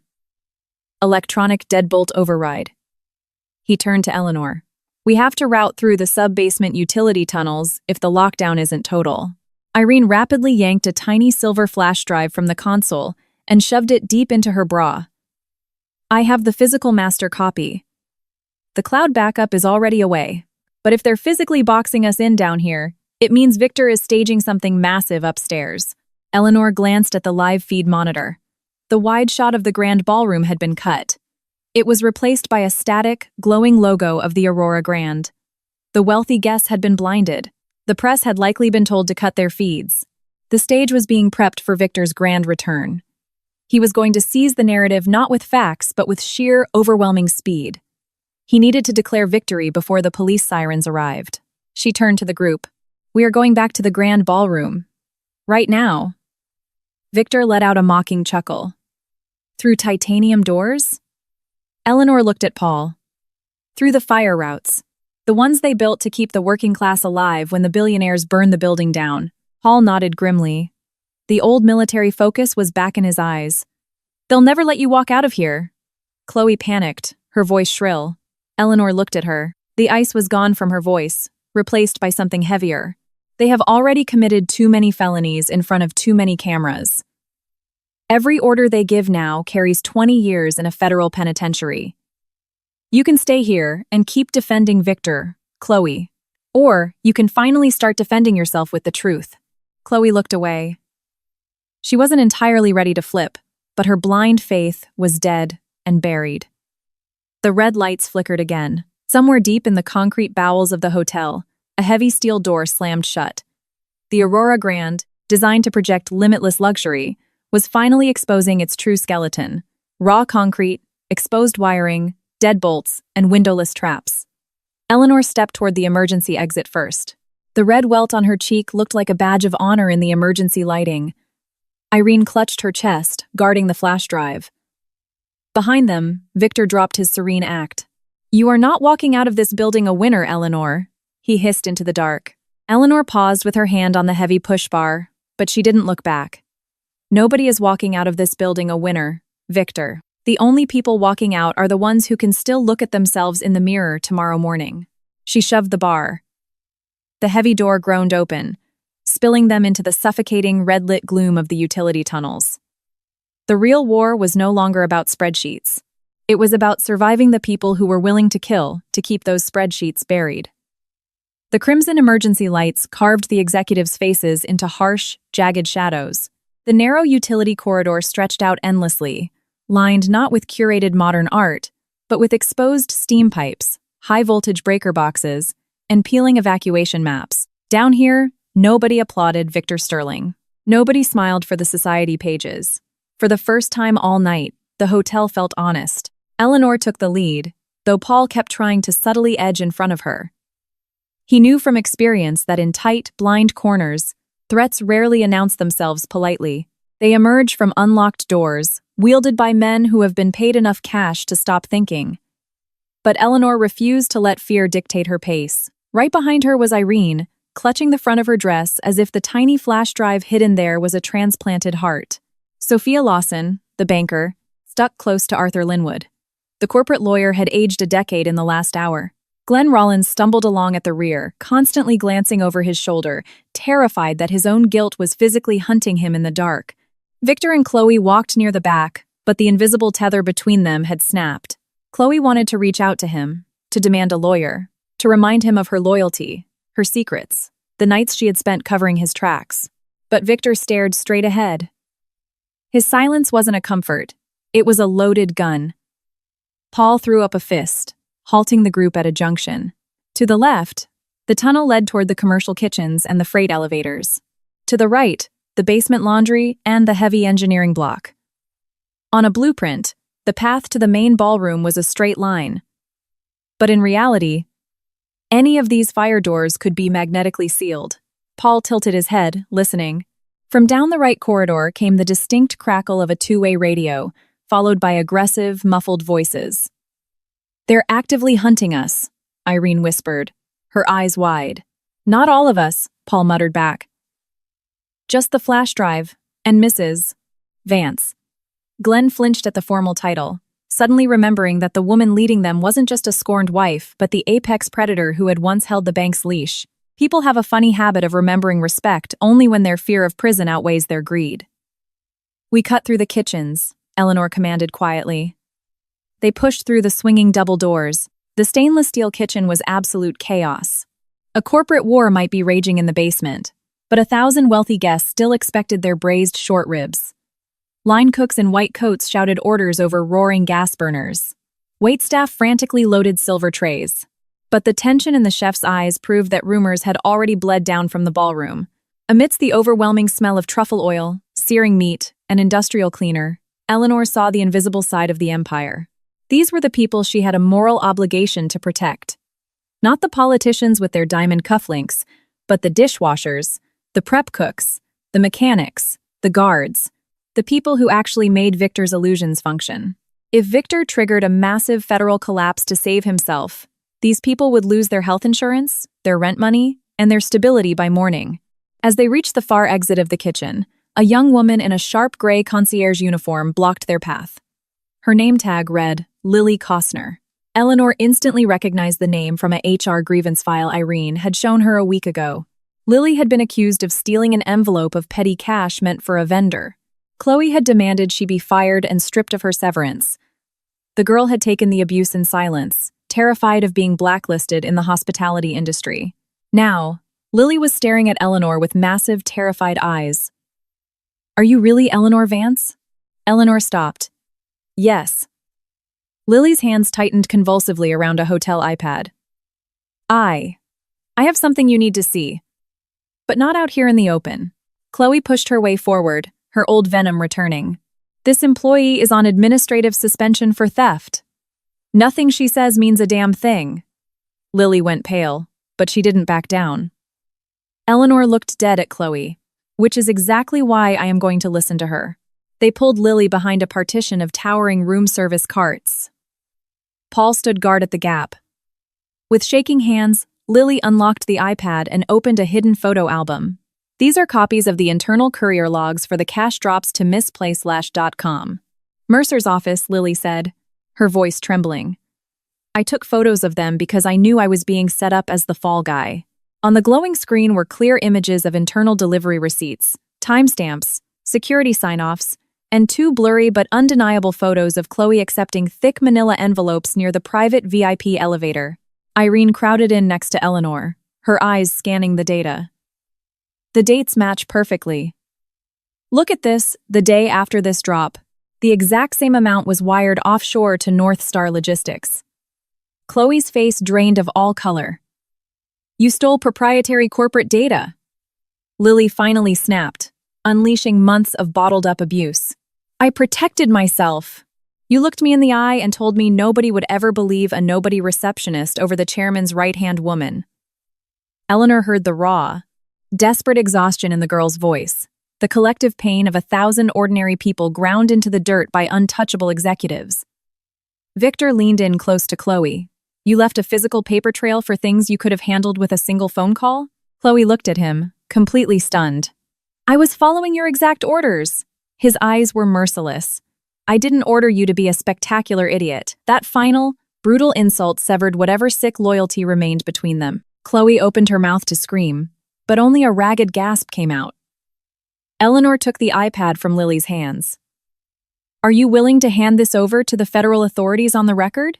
Lily looked at her with desperate, tear-filled hope. Only if I'm not fired tomorrow. And only if they don't cancel my mother's medical coverage. Chloe threatened my mother. Eleanor handed the tablet back. The threats will be documented as witness intimidation. You are under the protection of this corporation. Lily, the real corporation, not Chloe Mercer's shadow office. The words were spoken evenly, but to Lily, they held more weight than a Supreme Court ruling. She nodded fiercely, scrubbing a tear from her cheek before it could fall. Eleanor didn't offer a hug or a sweet platitude. Sometimes, the absolute purest form of mercy is simply taking someone's pain and instantly weaponizing it against their abuser. Paul's radio chirped twice. He checked his phone and scowled. They are resetting the grand ballroom right now. Victor is scheduled to take the mic in 10 minutes. Eleanor looked at Victor. He offered a razor-thin smirk. You see? The show always goes on, Ellie. It's bigger than your little witch hunt. No, she replied. It just means you are desperate to scream your lies into a microphone before the truth walks up the stairs. Irene quickly jacked Lily's iPad into her own encrypted tablet. I'm dumping the photos into the master file, but we absolutely need physical access to Chloe's office. If the original courier logs or the burner phone used to wipe the servers are in there, we can lock the chain of evidence so tight Victor will never breathe free air again. Chloe instinctively clutched her designer bag to her chest. There is nothing in my office but standard PR materials. Sophia Lawson rubbed her temples. Then you have absolutely nothing to worry about, Miss Mercer. Chloe shot the banker a look of pure, concentrated venom. Eleanor didn't hesitate. They couldn't walk into the ballroom blind. If Victor reached that stage while they were empty-handed, he would effortlessly spin the narrative, painting Eleanor as a deranged, jealous wife throwing a hysterical tantrum. They needed a paper trail so dense, so irrefutable, that 100 PR firms couldn't spin it. Chloe's executive suite was located on the second-floor mezzanine, overlooking the grand lobby.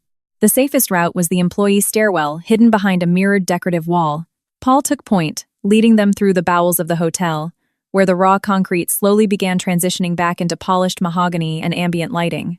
At the base of the stairwell, Chloe abruptly dug her heels in. I'm not going up there. Everyone stopped. Her face was chalky, but a final spark of desperate defiance flared in her eyes. You have no legal right to breach my executive office without a warrant or the chairman's direct authorization? Eleanor stared her down. Your office is leased by this corporation. The hardware belongs to this corporation, and access is legally required due to an active internal investigation into the malicious destruction of corporate data. Arthur Linwood cleared his throat. Under the parameters of the emergency board protocols invoked 20 minutes ago, the breach of that office is entirely lawful. Chloe stared at the lawyer like he had just stabbed her. That morning, Arthur had been kissing her ass in the hallway, bringing her coffee, promising her that all the SEC compliance paperwork was handled. Now, he was hiding behind the federal code because the law had suddenly become much safer than Victor Sterling. They climbed to the second level. The mezzanine was eerily deserted. Through the thick walls, they could hear the muffled, swelling murmur of the wealthy guests in the ballroom, but the executive corridor was pitch black. A few battery-powered emergency sconces cast long, distorted shadows across the plush carpet. Standing directly in front of Chloe's frosted glass door was a young, visibly nervous private security guard, clutching a smartphone. When he saw Paul Miller marching toward him, he quickly shoved the phone into his pocket. Who gave you the order to stand on this door? Paul demanded. The kid swallowed hard and stayed silent. Eleanor stepped out from behind Paul. Answer him. This isn't about blind loyalty anymore. This is about whether or not you want to be indicted as an accessory to federal fraud. The kid cracked. Roman Carter told me to lock the floor down. Then Miss Mercer texted me directly. She said if Eleanor Vance showed up, I was to detain her by any means necessary until Mr. Sterling arrived. Chloe gasped. I never sent that. Paul held out his hand. Hand over the phone, son. The guard hesitated, then handed it over. The text message was sitting right there on the screen, sent directly from Chloe's registered number. Chloe frantically dug into her designer clutch, pulled out her own iPhone, and tapped the screen. It was dead. Completely bricked. Her hands started shaking violently. I didn't send that. Someone spoofed my number from the master console. Eleanor watched her closely. For the first time all night, Chloe's panic didn't sound like a defensive lie. It sounded like genuine, unadulterated terror. Maybe she was lying. Or maybe Victor had already hijacked her digital credentials to orchestrate his endgame, perfectly positioning his mistress to take the entire federal fall. Either way, the alliance between them was dead. Paul swiped his master key. The heavy glass door clicked open. Chloe's office was aggressively luxurious, decorated with an obnoxious lack of subtlety. A white marble desk, floating glass shelves, gold-plated fixtures, massive bouquets of white roses, and framed photos of her standing next to Victor at various galas, always standing just an inch closer than a standard assistant would. On the far wall hung a massive antique mirror, in which Chloe now caught her own reflection. She looked like a ghost. Irene bypassed the decor and slid directly into the leather desk chair. The terminal requires a manual passcode. Chloe clamped her mouth shut. Every time you refuse to cooperate, it is being logged for the FBI, Eleanor said coldly. Chloe let out a sharp, bitter laugh. You think I don't know that? If I give you the password, you find every illegal thing he forced me to do. If I don't give it to you, you charge me with obstruction.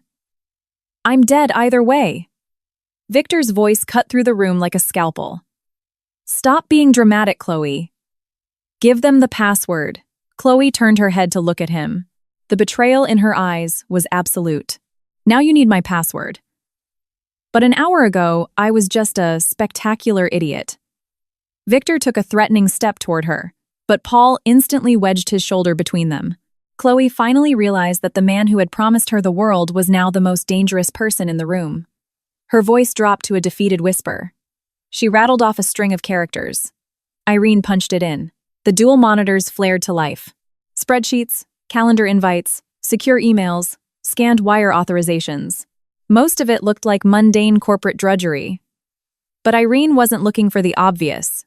She was hunting for anomalies. Within 2 minutes, she cracked a hidden partition masquerading as a printer driver folder. Jackpot, Irene muttered. It's not just the ghost contractors.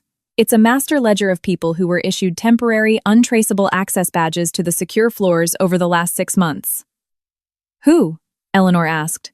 Irene scrolled rapidly. 2 private concierge doctors, 3 outside fixers, and a senior director from the Chicago Department of Zoning and Land Use. Sophia Lawson gasped. The zoning department? Irene nodded. It looks like they were actively altering the environmental impact reports for the land parcels slated for Tower 2. If those reports were forged, this goes way beyond a hotel budget. This is municipal corruption. Eleanor felt the scope of the conspiracy expanding exponentially. Victor wasn't just skimming cash. The Aurora Grand was a massive laundering node, a way to funnel bribes, secure fraudulent bank loans, and buy political favors. The deeper they dug, the more obvious it became why Victor had been so incredibly desperate to push the grand opening. The ribbon cutting was supposed to lock the vault before anyone smelled the smoke. Irene opened a secure, encrypted email chain routed through a Proton mail address. No signatures. Just initials and clipped. Military-style orders. Initiate psychological pressure protocol. Escalate the nervous breakdown narrative. Black out the server archive until 19. 30 hours. Chloe squeezed her eyes shut. Did Victor write these? Eleanor demanded. Chloe stayed silent for a long time. Finally, she shook her head. No. Victor's people don't talk like that. Dennis Carver wrote them. The name hit the room like a physical blow. Paul Miller stiffened instantly. Dennis Carver? The former political fixer? Chloe nodded, her voice hollow. He's been coming to see Victor off the books for the last 2 months. I thought he was just handling permits and PR damage control. Then he started giving me direct orders. He said Victor had cleared everything. Shut your mouth! Victor roared. Eleanor spun on him. So Carver is in the building. Victor ground his teeth, saying nothing. Eleanor knew exactly who Dennis Carver was, a former intelligence operative who had morphed into a shadow broker for billionaires. Need a judge to look the other way? Need a union strike broken? Need a whistleblower silenced? You called Carver. Officially, the man did not exist. Unofficially, half the Fortune 500 CEOs in Chicago were terrified to say his name out loud. Chloe kept talking, unable to stop the dam from bursting. Carver promised me that after the launch, I would be put in charge of the Executive Discretionary Fund. He said you would quietly sign the proxy papers because we were going to show you the doctor's report and the footage from room 7B. I swear to God, I didn't know they were planning to have you permanently committed. Victor slammed his fist into the marble desk. I said, shut up. Eleanor didn't even flinch at the noise. The footage from room 7B, she repeated. What footage? Chloe stared at the carpet. They rigged the room with hidden cameras and audio traps. The plan was to back you into a corner. Victor was going to aggressively trigger you, gaslight you about your father, until you started screaming and breaking things. Then the doctor was going to walk in, witness the psychotic break, and sign the involuntary hold. Eleanor took a slow, deep breath. The chilled air burned her lungs. So the slap in the ballroom ruined the staging. Chloe nodded miserably. Yes. For 10 seconds, the only sound in the office was the hum of the computers. Even Victor seemed to realize that the word staging perfectly described the sickening theatricality of his betrayal. Eleanor didn't feel a sudden spike of wrath. She felt an overwhelming, bone-deep exhaustion. Her marriage hadn't died tonight. Tonight, she had merely stumbled upon the corpse. It had been murdered months ago, slowly, deliberately, by 1,000 paper cuts, calculated in boardrooms where her name was treated as nothing but a corporate obstacle. Irene kept ripping the data onto her flash drive. Paul methodically checked the filing cabinets, ensuring Arthur and Sophia witnessed every move to maintain the chain of custody. In the bottom drawer of the desk, hidden beneath a stack of glossy PR brochures, Paul found a cheap, prepaid burner phone wrapped in a silk scarf. Chloe's head snapped up. That is not mine. Paul powered the device on. The lock screen demanded a PIN, but the push notifications were fully visible. 3 incoming texts from an unsaved number. Detain Vance. Initiate server scrub on my mark. If Mercer panics, burn her. Chloe physically recoiled as if she had been slapped. Victor stared at the phone, and for the first time all night, the color completely drained from his face. Those texts were never meant to be seen by anyone. They were Carver's failsafe protocol, a brutal backup plan written by a man who trusted absolutely no one. Eleanor looked at Chloe. Do you finally understand why the truth is your only remaining weapon? Chloe collapsed into a white leather accent chair. All of her glossy, aggressive glamour had evaporated. The scarlet dress no longer looked like a power play. It looked like a bloody stain against the pristine white office. I thought I was climbing, she whispered, her voice cracking. I thought if I stayed close enough to him, nobody would ever be able to treat me like garbage again. Eleanor replied without an ounce of cruelty. You chose to treat people weaker than you like garbage, instead of choosing to actually be free.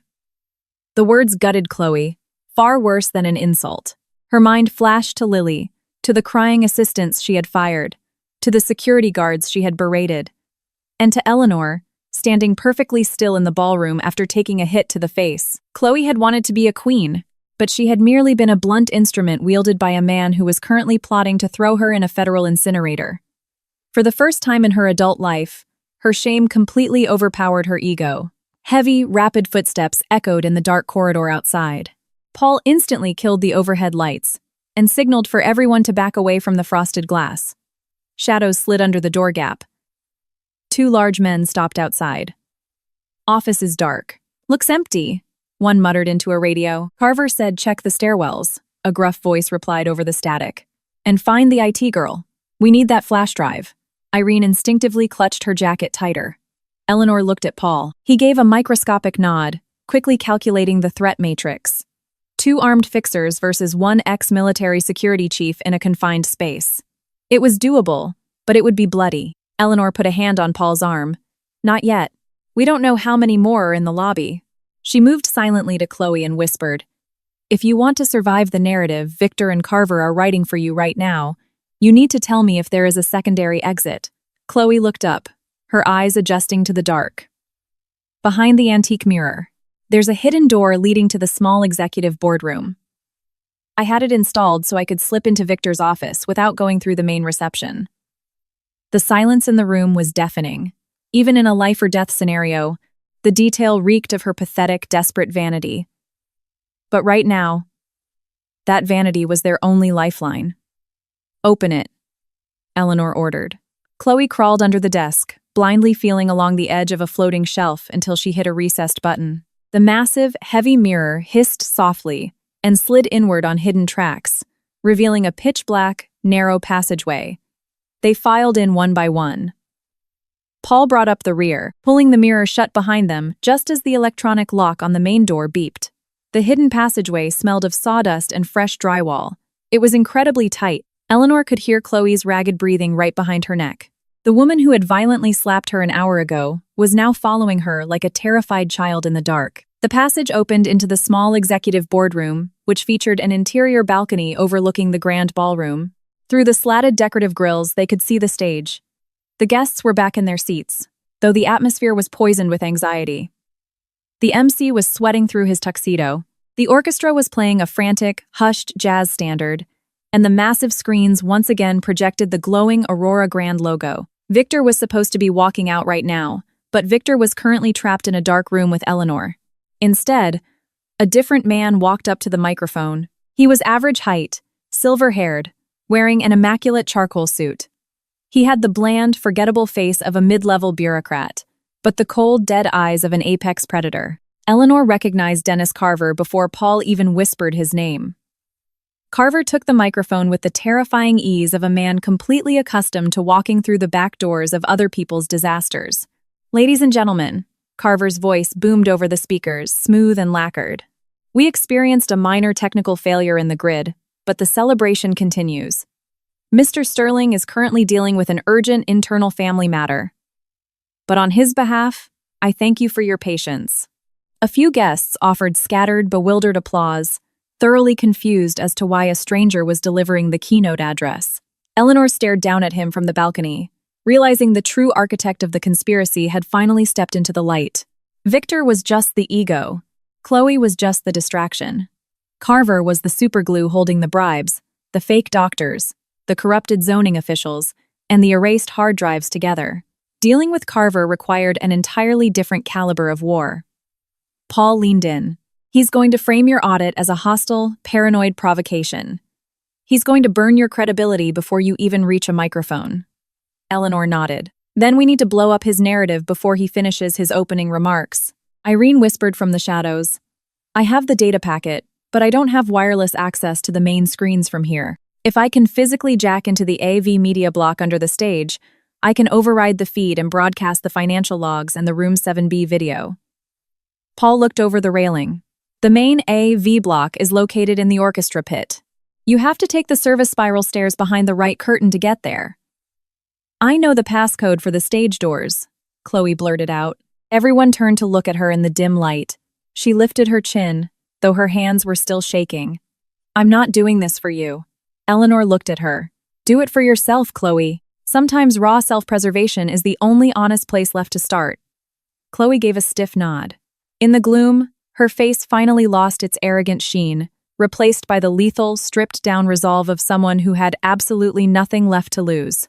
They moved fast, descending the spiral service staircase. From the ballroom above, Carver's voice droned on. He was expertly weaving a narrative of a tragic domestic misunderstanding, implying that an emotionally compromised individual was attempting to sabotage a corporate triumph. Every slickly delivered word was a steel bar being welded onto Eleanor's cage. She listened, but she didn't sprint. Speed breeds sloppiness, and Carver was a man who feasted on other people's sloppy mistakes. At the bottom landing near the heavy velvet curtains, a private security guard spotted them.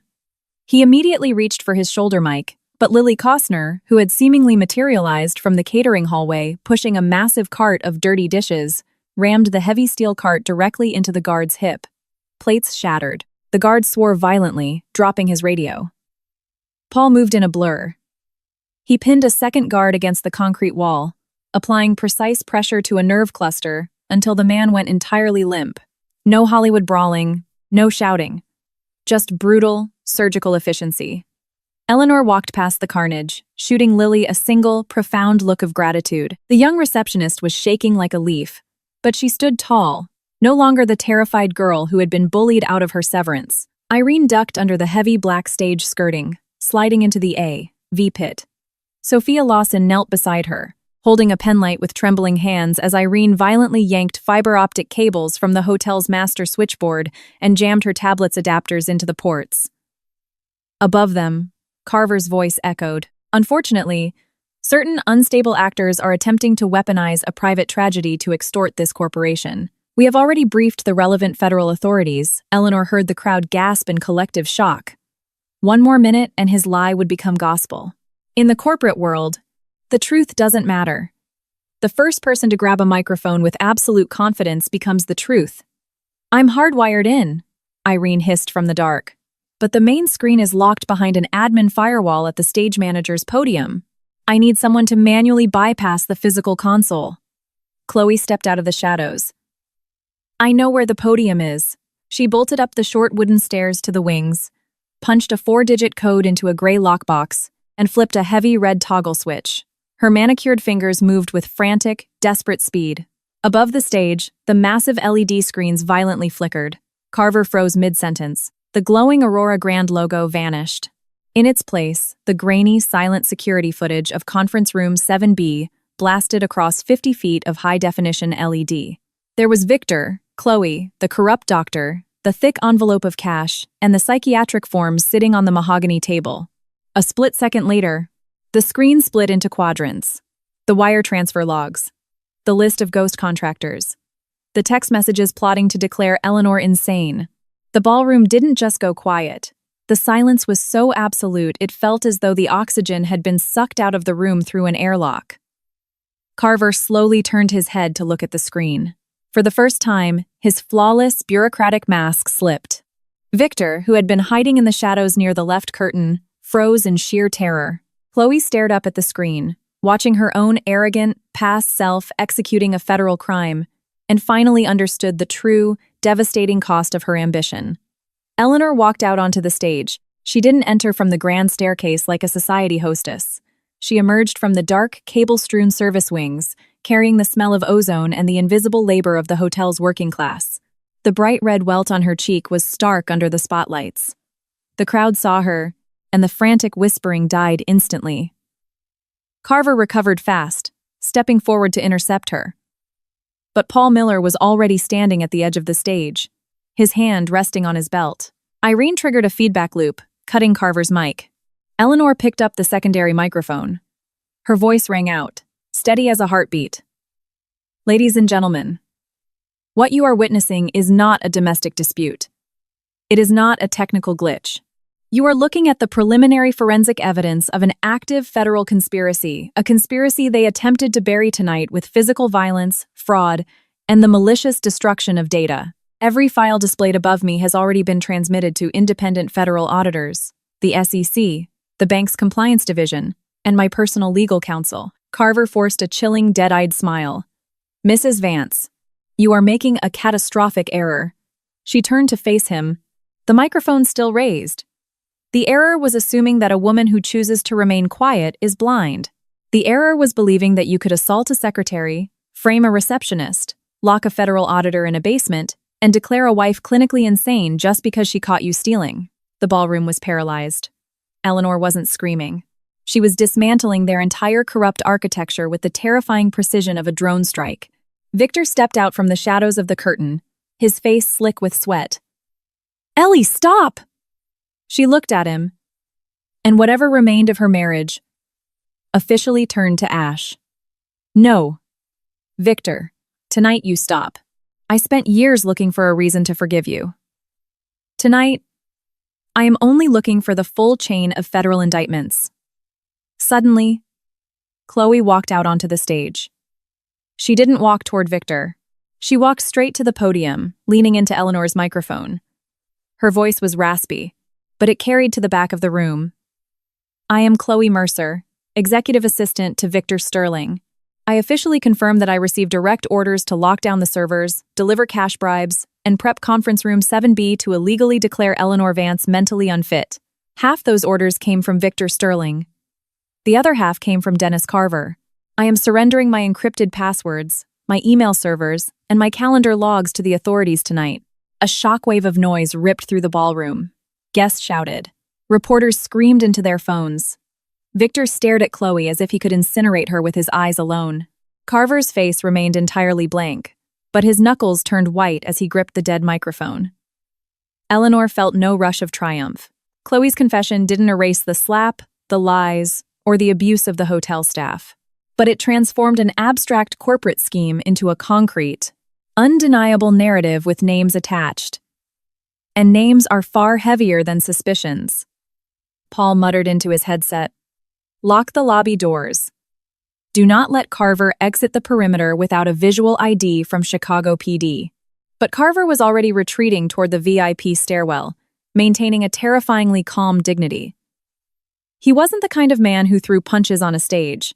He was the kind of man who vanished into the smoke before the FBI asked their first question. However, waiting at the bottom of the stairs weren't Chloe's rented thugs. It was Sophia Lawson's bank security team and 2 corporate litigators who had been racing to the hotel the second the dark fiber data hit the bank's servers. Eleanor watched the net tighten. It wasn't instantaneous, and it wasn't flawless, but it was enough to radically alter the trajectory of the night. Victor was left standing completely alone in the center of the stage, bathed in a harsh white spotlight that no longer glorified him. It exposed every wrinkle of panic, every bead of sweat, every agonizing realization that the crowd below him no longer belonged to him. Eleanor lowered the microphone. There would be brutal SEC investigations, grand juries, vicious smear campaigns, and threats far more dangerous than tonight's circus. But the third hour of this gala had fundamentally changed her reality. She was no longer the silent woman standing behind a fraudulent king. She had walked to the center of the stage not for revenge, but to give the truth a voice. And the entire city had heard it. Following Chloe's explosive confession, the grand ballroom mutated from a high society gala into a sprawling, chaotic crime scene.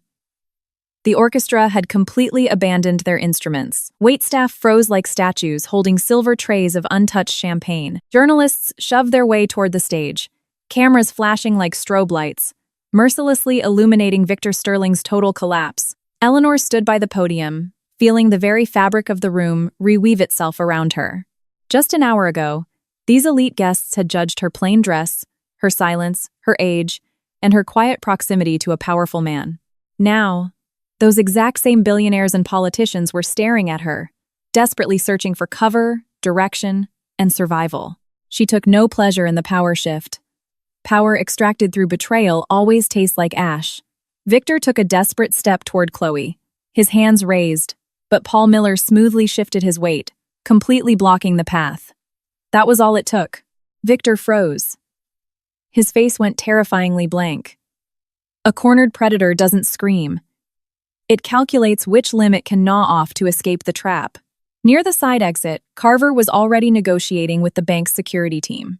His eyes weren't on the damning documents, still flashing on the LED screens. They were scanning the fire exits, searching for a loophole, a delay, a way to drag this disaster back into a windowless room where every sin had a price tag. Eleanor knew she couldn't let Carver slip away into the gray zone, but she also couldn't let the ballroom devolve into a riot. She raised the microphone to her lips one last time. The materials displayed behind me are preliminary. However, they establish immediate probable cause to halt all public corporate statements, freeze all Sterling Group transit accounts, and grant independent federal auditors unrestricted access to the Aurora Grand mainframe. I am formally requesting that the board of directors, our legal counsel, and the bank's compliance team remain on the premises until the FBI arrives to log the physical evidence. A nervous, terrified murmur swept through the elite crowd. Billionaires detest the phrase, "remain on the premises," especially when the exits are blocked by security guards and the smell of a federal indictment is thick in the air. Eleanor heard the panic and immediately offered a release valve. Guests who are not directly involved in the corporate management of this project are free to exit through the main lobby once cleared by security. To the staff of the Aurora Grand, You are hereby ordered to ignore any directive aimed at destroying physical or digital evidence." That single sentence shattered Victor's chain of command. The catering managers exchanged wild looks. The lobby guards straightened their spines. A young AV tech hovering near the lighting board slowly pulled off his headset, ignoring whoever was screaming at him on the other end. For the first time all night, an order from the C-suite wasn't the law of gravity. The working class had been given permission to doubt their masters. And doubt is the absolute poison of tyrants. Victor lunged forward and snatched the dead microphone from the MC's hands, realizing too late it was cut. He shouted directly at the crowd, his voice echoing raw off the marble walls. "Ladies and gentlemen, please remain calm. My wife is currently under the manipulation of hostile actors attempting to weaponize a tragic family crisis, to execute a hostile corporate takeover. What you are seeing is an emotional breakdown, cherry-picked data fragments, and the desperate lies of an employee trying to save her own skin. I guarantee you, the Sterling Group operates with absolute legal integrity." It was a masterclass in sociopathic spin. He didn't deny a single fact. He simply warped the frame. Family crisis. Emotional breakdown. Hostile takeover. Eleanor watched a handful of investors physically relax, desperately clinging to Victor's lie because it was infinitely easier to digest. Believing in a bitter divorce was much cheaper than admitting they had just poured $50 million into a federal Ponzi scheme. Chloe, still standing inches from Eleanor, let out a laugh that was chillingly dark. Victor shot her a look that promised absolute destruction, but Chloe didn't flinch. "You're doing it again," she yelled, leaning directly into Eleanor's live microphone. "You call someone insane the second they catch you. You call it a takeover the second someone asks to see the bank statements." The ballroom gasped. Chloe's voice cracked, but she pushed through the terror. "I was stupid enough to believe I was standing next to a king, but you just surround yourself with people you can easily discard people. You can call hysterical, greedy, corrupt, or crazy the second the feds show up. Today, you were going to lock your wife in a psych ward. Tomorrow, it would have been me." Victor lost his mind. He lunged at her. This time, Paul Miller didn't just block him. He grabbed Victor by the lapels of his bespoke suit and violently shoved him backward. Victor stumbled, his expensive shoes skidding across the polished stage. 50 cameras fired simultaneously. Eleanor watched the brutal reality solidify into permanent history. The chairman of the board, physically assaulting a whistleblower on stage in front of the press. The SEC would see it. The Department of Justice would see it. Victor realized his catastrophic error and threw his hands up, but the damage was terminal. Carver seized the chaos. He violently shoved past one of Sophia's bank guards and vanished into the heavy velvet shadows of the stage wings. Paul snapped his head toward the exit, torn between guarding Eleanor and chasing the fixer. Eleanor made the call instantly. "Irene, stay with Paul and lock down the A.V. feed. Sophia, document everything. Chloe, with me." Chloe went pale. "With you?" Eleanor was already moving toward the service stairs. "You know Carver's extraction routes better than I do. Move." They scrambled off the stage and plunged into the narrow, chaotic corridor behind the curtains. Behind them, the ballroom was a madhouse, Victor screaming for control, Paul barking orders at the lobby guards, the press shouting questions. Up ahead, Carver's shadow clipped the corner. He was moving fast, but he wasn't sprinting.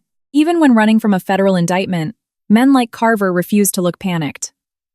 Chloe ran beside Eleanor, gasping for breath, her high heels catching on thick coils of electrical cable. She violently ripped the heavy diamond necklace off her throat and hurled it onto a prop crate, physically shedding the last chain of her old life. "Left," Chloe gasped. "The VIP express elevator is that way. But if he's smart, he'll bypass it and take the utility stairwell down to the loading dock." Carver was smart. When they rounded the corner, the VIP elevator doors were dark, locked down by Paul's override. A heavy steel fire door at the end of the hall was slowly clicking shut. Eleanor broke into a run. She wasn't younger than Chloe. She wasn't wearing sneakers, and she hadn't trained for a foot chase. But she moved with a terrifying, efficient momentum born of absolute discipline. On the concrete landing, the air was freezing and smelled of fresh paint. The hum of the massive HVAC turbines masked their footsteps. Chloe tripped on a metal grate. Eleanor reached out and grabbed her arm with a crushing grip, hauling her upright before she could smash her knees into the concrete. For a split second, both women froze, shocked by the physical contact. The woman who had violently assaulted Eleanor an hour ago was now literally being kept on her feet by her. Eleanor released her grip instantly. "Down," Eleanor commanded. Carver was 2 flights below them. He was barking into a burner phone, his voice echoing up the concrete shaft. "Execute Plan B. Scrub the remote drives. Leave Sterling to burn on stage. Intercept the women before they hit the loading dock." Chloe heard it and her breath hitched. "The women," she mouthed silently. She had no idea if Carver meant Eleanor or if she was officially on the kill list too. And that uncertainty was paralyzing. At the sub-basement landing, the exit door was magnetically sealed. Carver swiped a cloned keycard, but the scanner flashed red. He cursed viciously and punched the steel frame. Eleanor stopped 1 flight above him, remaining in the shadows. He was trapped between them and a dead-end door, but his backup could arrive at any second. She pulled out her phone. 1 bar of signal. She fired off a text to Paul. "Carver trapped in utility stairwell, sub. Basement 1. Lock down the loading docks." The reply was instantaneous, moving. But the second the text delivered, the stairwell plunged into total darkness. The master breakers had been tripped. A second later, the sickly yellow glow of battery-powered emergency strips flickered to life along the baseboards. Carver realized he was being hunted. He abandoned the locked door and bolted down the adjacent corridor leading to the hotel's industrial laundry facility. Chloe knew the layout. She swore under her breath and sprinted after him. For a fleeting second, Eleanor saw the old Chloe, the aggressive, ruthless bulldog. But this time, her rage wasn't aimed at a terrified receptionist. It was aimed directly at the shadow broker who was trying to erase her existence. They burst through the double doors into the laundry facility. It was a cavernous, deafening room. Massive industrial washers roared like jet engines, churning hundreds of pounds of luxury linens. Steam hung thick in the air. Dozens of heavy metal laundry carts formed a labyrinth in the center of the room. Carver was already dodging through the carts, making a beeline for the freight corridor. But 2 massive men in unmarked tactical gear stepped out from behind a row of dryers, blocking his path. These weren't hotel security. These were Carver's ghosts, men paid off the books to make corporate problems disappear. One of the men locked eyes with Eleanor and pulled a heavy telescoping baton from his belt, advancing toward her. Chloe froze, all her adrenaline evaporating into pure terror. Eleanor didn't hesitate. She grabbed the nearest metal laundry cart, packed with 400 pounds of soaked, heavy linens, and violently shoved it forward. The steel wheels shrieked. The cart slammed directly into the man's knees, buckling his legs and sending him crashing to the wet floor. Suddenly remembering she was a street fighter, wrapped in couture, Chloe grabbed a massive plastic scoop from an open detergent barrel and hurled a blinding cloud of industrial bleach powder directly into the second man's face. The thug screamed, clawing at his burning eyes. Eleanor didn't stop to admire the teamwork. She sprinted to the wall and smashed her palm into the massive red emergency stop button. The deafening roar of the washing machines died instantly. An ear-piercing emergency klaxon began to wail, and strobe lights flashed violently across the ceiling. That kind of industrial alarm guarantees an immediate response from the fire department, the absolute last thing Carver wanted. Carver spun around. For the first time, his smooth, bureaucratic mask shattered, revealing the feral, murderous rage beneath. "You have no idea who you're dealing with, you stupid bitch," he hissed. His voice cut through the siren, dripping with pure venom. Eleanor stopped 10 feet away from him, breathing hard but standing perfectly straight. "I know exactly who I am dealing with. You engineered a syndicate. Victor got the fame, Chloe did the dirty work, the politicians got their bribes, and my company bled the cash. So what's the play now, Carver? You going to murder 2 women in a laundry room to protect a flash drive?" Carver sneered, stepping over the groaning thug on the floor. "You think your little data dump means anything? Paperwork only matters if you have the leverage to make it stick. Tonight, you've got a cute PR stunt and a few terrified whistleblowers. By Friday, you'll be facing a massive defamation suit. Your trust fund will be frozen. I'll leak your fake psych eval to the Wall Street Journal, and every single one of your witnesses will mysteriously recant their testimony." Chloe stepped up beside Eleanor, her voice shaking. "He's right. He already set the traps." Carver looked at Chloe with absolute disgust. "And you, Chloe, You should have been smarter. Mistresses get nice condos. Sometimes they get VP titles, but only the truly brain-dead ones think they actually get to hold the crown. Chloe physically recoiled as if he had punched her in the throat. Carver was using the exact words Victor had never quite said out loud. Eleanor watched Chloe's face crumple. The pain was entirely deserved, but it was raw and human. And in that exact second, Eleanor realized Carver was making the exact same fatal miscalculation Chloe had made in the ballroom. He was humiliating a person who still possessed the power to choose where to aim a loaded gun. Eleanor leaned close to Chloe. The emergency intercom on the supervisor's desk. You know the master override code. Chloe's head snapped up. Carver lunged toward them, realizing too late that his arrogance had cost him the game. He was vastly stronger than Eleanor, but he expected her to run or scream. Eleanor did neither. As he reached for her throat, she simply pivoted her body, using his own aggressive momentum against him. He overcorrected, and his shoulder slammed brutally into the sharp steel corner of a sorting table. That 1-second delay was all Chloe needed. She dove across the desk, grabbed the red emergency intercom phone, punched in the 4-digit administrative override, and hit the all-call button. Chloe's voice trembled, but it blasted through every single speaker in the Aurora Grand, drowning out the jazz, the sirens, and the chaos. Attention all hotel security and staff. This is Chloe Mercer. Dennis Carver is currently in the sub-basement laundry, with unauthorized armed personnel. He has issued illegal directives to destroy corporate data. Do not follow his orders. Repeat. Lock down the building and call the Chicago Police Department immediately. Carver scrambled over the desk to rip the phone from her hands, but the heavy double doors of the laundry room violently burst open. Paul Miller charged into the room, flanked by Lily Costner, 2 burly hotel engineers wielding heavy wrenches, and Roman Carter, the security chief who had finally realized Carver was going to let him rot in federal prison. Roman's face was completely murderous. He had chosen a side, and he was ready to earn his immunity. Paul didn't waste a single syllable. The bleached, blinded thug tried to pull a switchblade, but Paul shattered the man's wrist with a brutal strike from a heavy Maglite flashlight, pinning him to the wet tiles. Roman tackled the second thug, cursing violently as he slammed the man's face into the concrete. Carver stood completely still. He had no intention of throwing a punch in a wet basement surrounded by dirty towels. Shadow brokers die the second they are forced into the light, and the exits had just slammed shut. Eleanor walked up to him. Where are the forged environmental reports for the Tower 2 zoning permits? She demanded. Carver offered a sickening, bloodless smile. You think I carry state-level felonies in my breast pocket, Mrs. Vance? She dropped her gaze to his left hand. No. But I know you keep the master encryption keys on your person, that titanium smart ring. I've seen them used by paranoid men who think technology makes them untouchable. Carver instinctively clenched his fist. That tiny, involuntary twitch was all the confirmation she needed. Paul stepped up, grabbed Carver's hand with bone-crushing force, and violently stripped the heavy black ring from his finger, dropping it into a clear plastic evidence bag. That is an illegal search and seizure, Carver spat. Eleanor stared at him. You are going to use the word illegal a lot over the next 10 years, Mr. Carver. I suggest you get comfortable with its actual definition. She turned to Paul. Escort him to the secure boardroom. Put a camera on him. No physical violence, and absolutely no off-the-record conversations.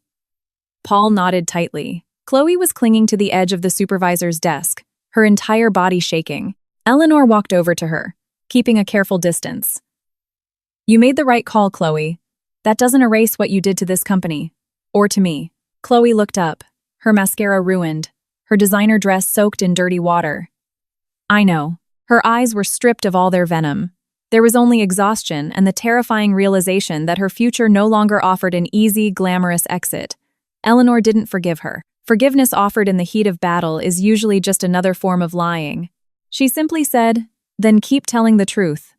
Don't do it for me. Do it for the people you spent the last year terrifying into silence. Chloe gave a microscopic nod. It was a tiny gesture, but it held more genuine humanity than every flawless smile she had flashed in the ballroom. They made their way back up to the main floor via the freight corridors. As they walked, Eleanor could feel the hotel violently waking up from Victor's hypnotic spell. The two-way radios were screaming. Staff members were physically barricading the exits. The bank's legal team was screaming for ledgers. Every single line cook, maid, and security guard who had just been given permission to defy a corrupt order became a brick in a new, unbreachable wall. The grand ballroom was a madhouse when they returned. Victor was still standing on the stage, but he was a ghost. Irene was projecting new data fragments onto the massive screens. Sophia Lawson was aggressively briefing two shocked board members. Arthur Linwood was speed-reading the emergency injunctions to a team of corporate litigators. Glenn Rollins was slumped at a VIP table, scribbling a confession that read like a terrified accountant's suicide note. When Eleanor walked through the doors, Victor locked eyes with her. He instantly saw that Carver wasn't with them. The realization crashed over him like a falling safe. He had lost his fixer, his scapegoat, and his absolute certainty that some invisible hand would cut the power and save him. He was totally alone, and his isolation was suddenly devastatingly visible. Eleanor walked up the stairs to the stage. Minutes later, Paul marched Carver out of the wings in zip ties, flanked by Roman Carter and the bank's security detail. The crowd gasped collectively. Carver tried to keep his chin up, but the plastic evidence bag dangling from Paul's hand broadcast his defeat louder than a siren. Chloe followed behind them. Her hair was a mess, her dress was ruined, and her jewelry was gone. But for the first time, she walked with her spine straight. Victor stared at her. "You betrayed me," he hissed, just loud enough for the microphone to catch. Chloe looked at him without a trace of hysteria. "No, Victor. I betrayed myself for years just to stand next to you. Tonight, I just finally stopped." Victor's face contorted in agony. He had planned for FBI raids and hostile takeovers, but being publicly gutted by his own pawn shattered him completely. Sophia Lawson stepped up to the podium. "On behalf of the primary lending syndicate, I am officially declaring an immediate freeze on all credit facilities tied to the Sterling Group, pending a full federal investigation. We are turning all preliminary findings over to the SEC and the Department of Justice. This action is being taken due to irrefutable evidence of wire fraud, witness intimidation, and the malicious destruction of corporate collateral." The bank's statement was a lethal bullet to Victor's financial heart. Until that moment, he could have spun this as a nasty boardroom coup.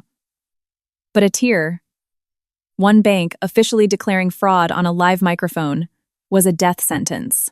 The guests stopped whispering about the slap. They were whispering about SEC indictments, frozen assets, and prison sentences.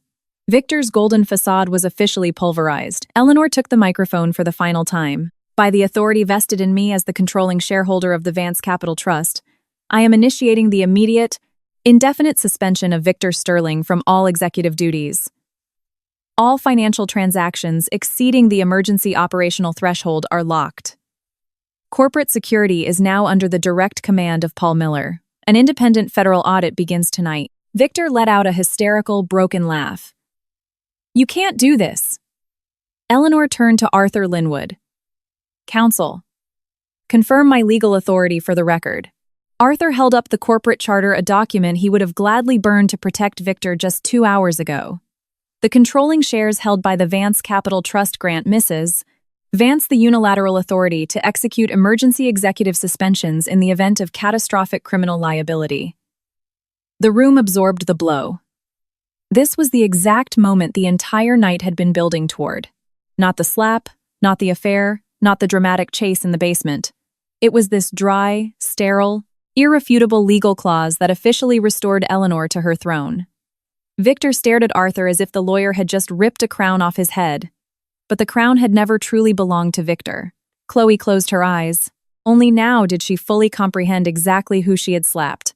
Not a desperate wife clinging to a cheating husband.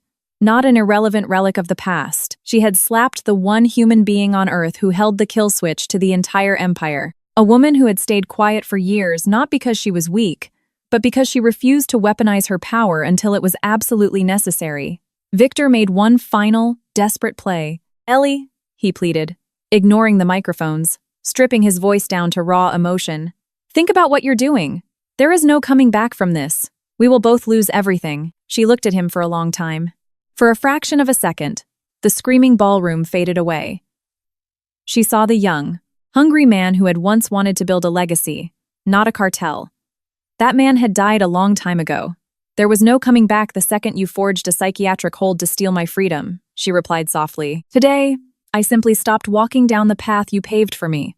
Victor looked away first. That tiny shift of his eyes contained more absolute defeat than a signed confession. The most arrogant men don't fall dramatically. They simply lose the ability to look you in the eye. The heavy mahogany doors at the back of the ballroom swung open. The first wave of Chicago police detectives and FBI white-collar agents flooded into the room.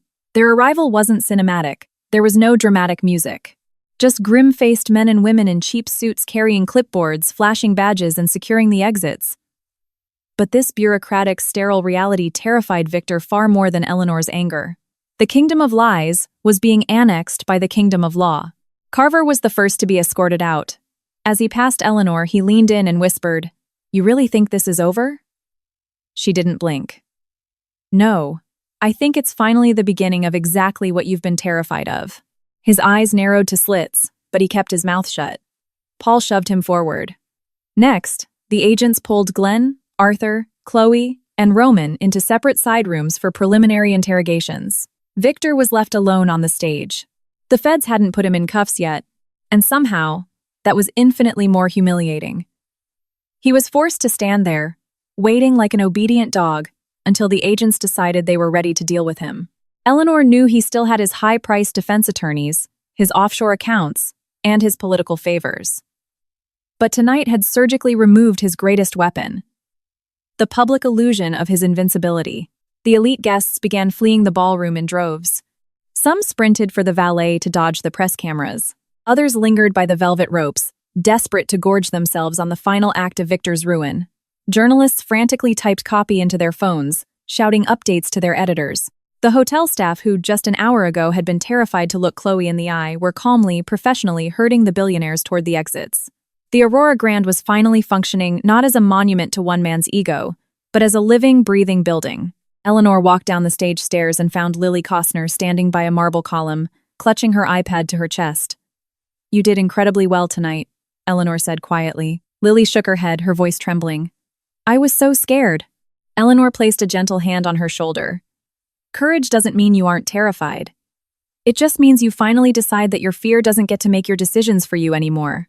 Lily burst into quiet, genuine tears. Eleanor gave her a moment, stepping back to let the girl's coworkers surround her. Only then did Eleanor realize exactly how exhausted she was. The sting on her cheek had faded into a dull ache, but a massive, heavy void had opened up inside her chest. The adrenaline of the battle was evaporating, leaving behind the cold reality of the war. She knew what tomorrow would bring: months of depositions, vicious tabloid articles, board meetings, and a grueling corporate restructuring. Dismantling a lie is brutal work.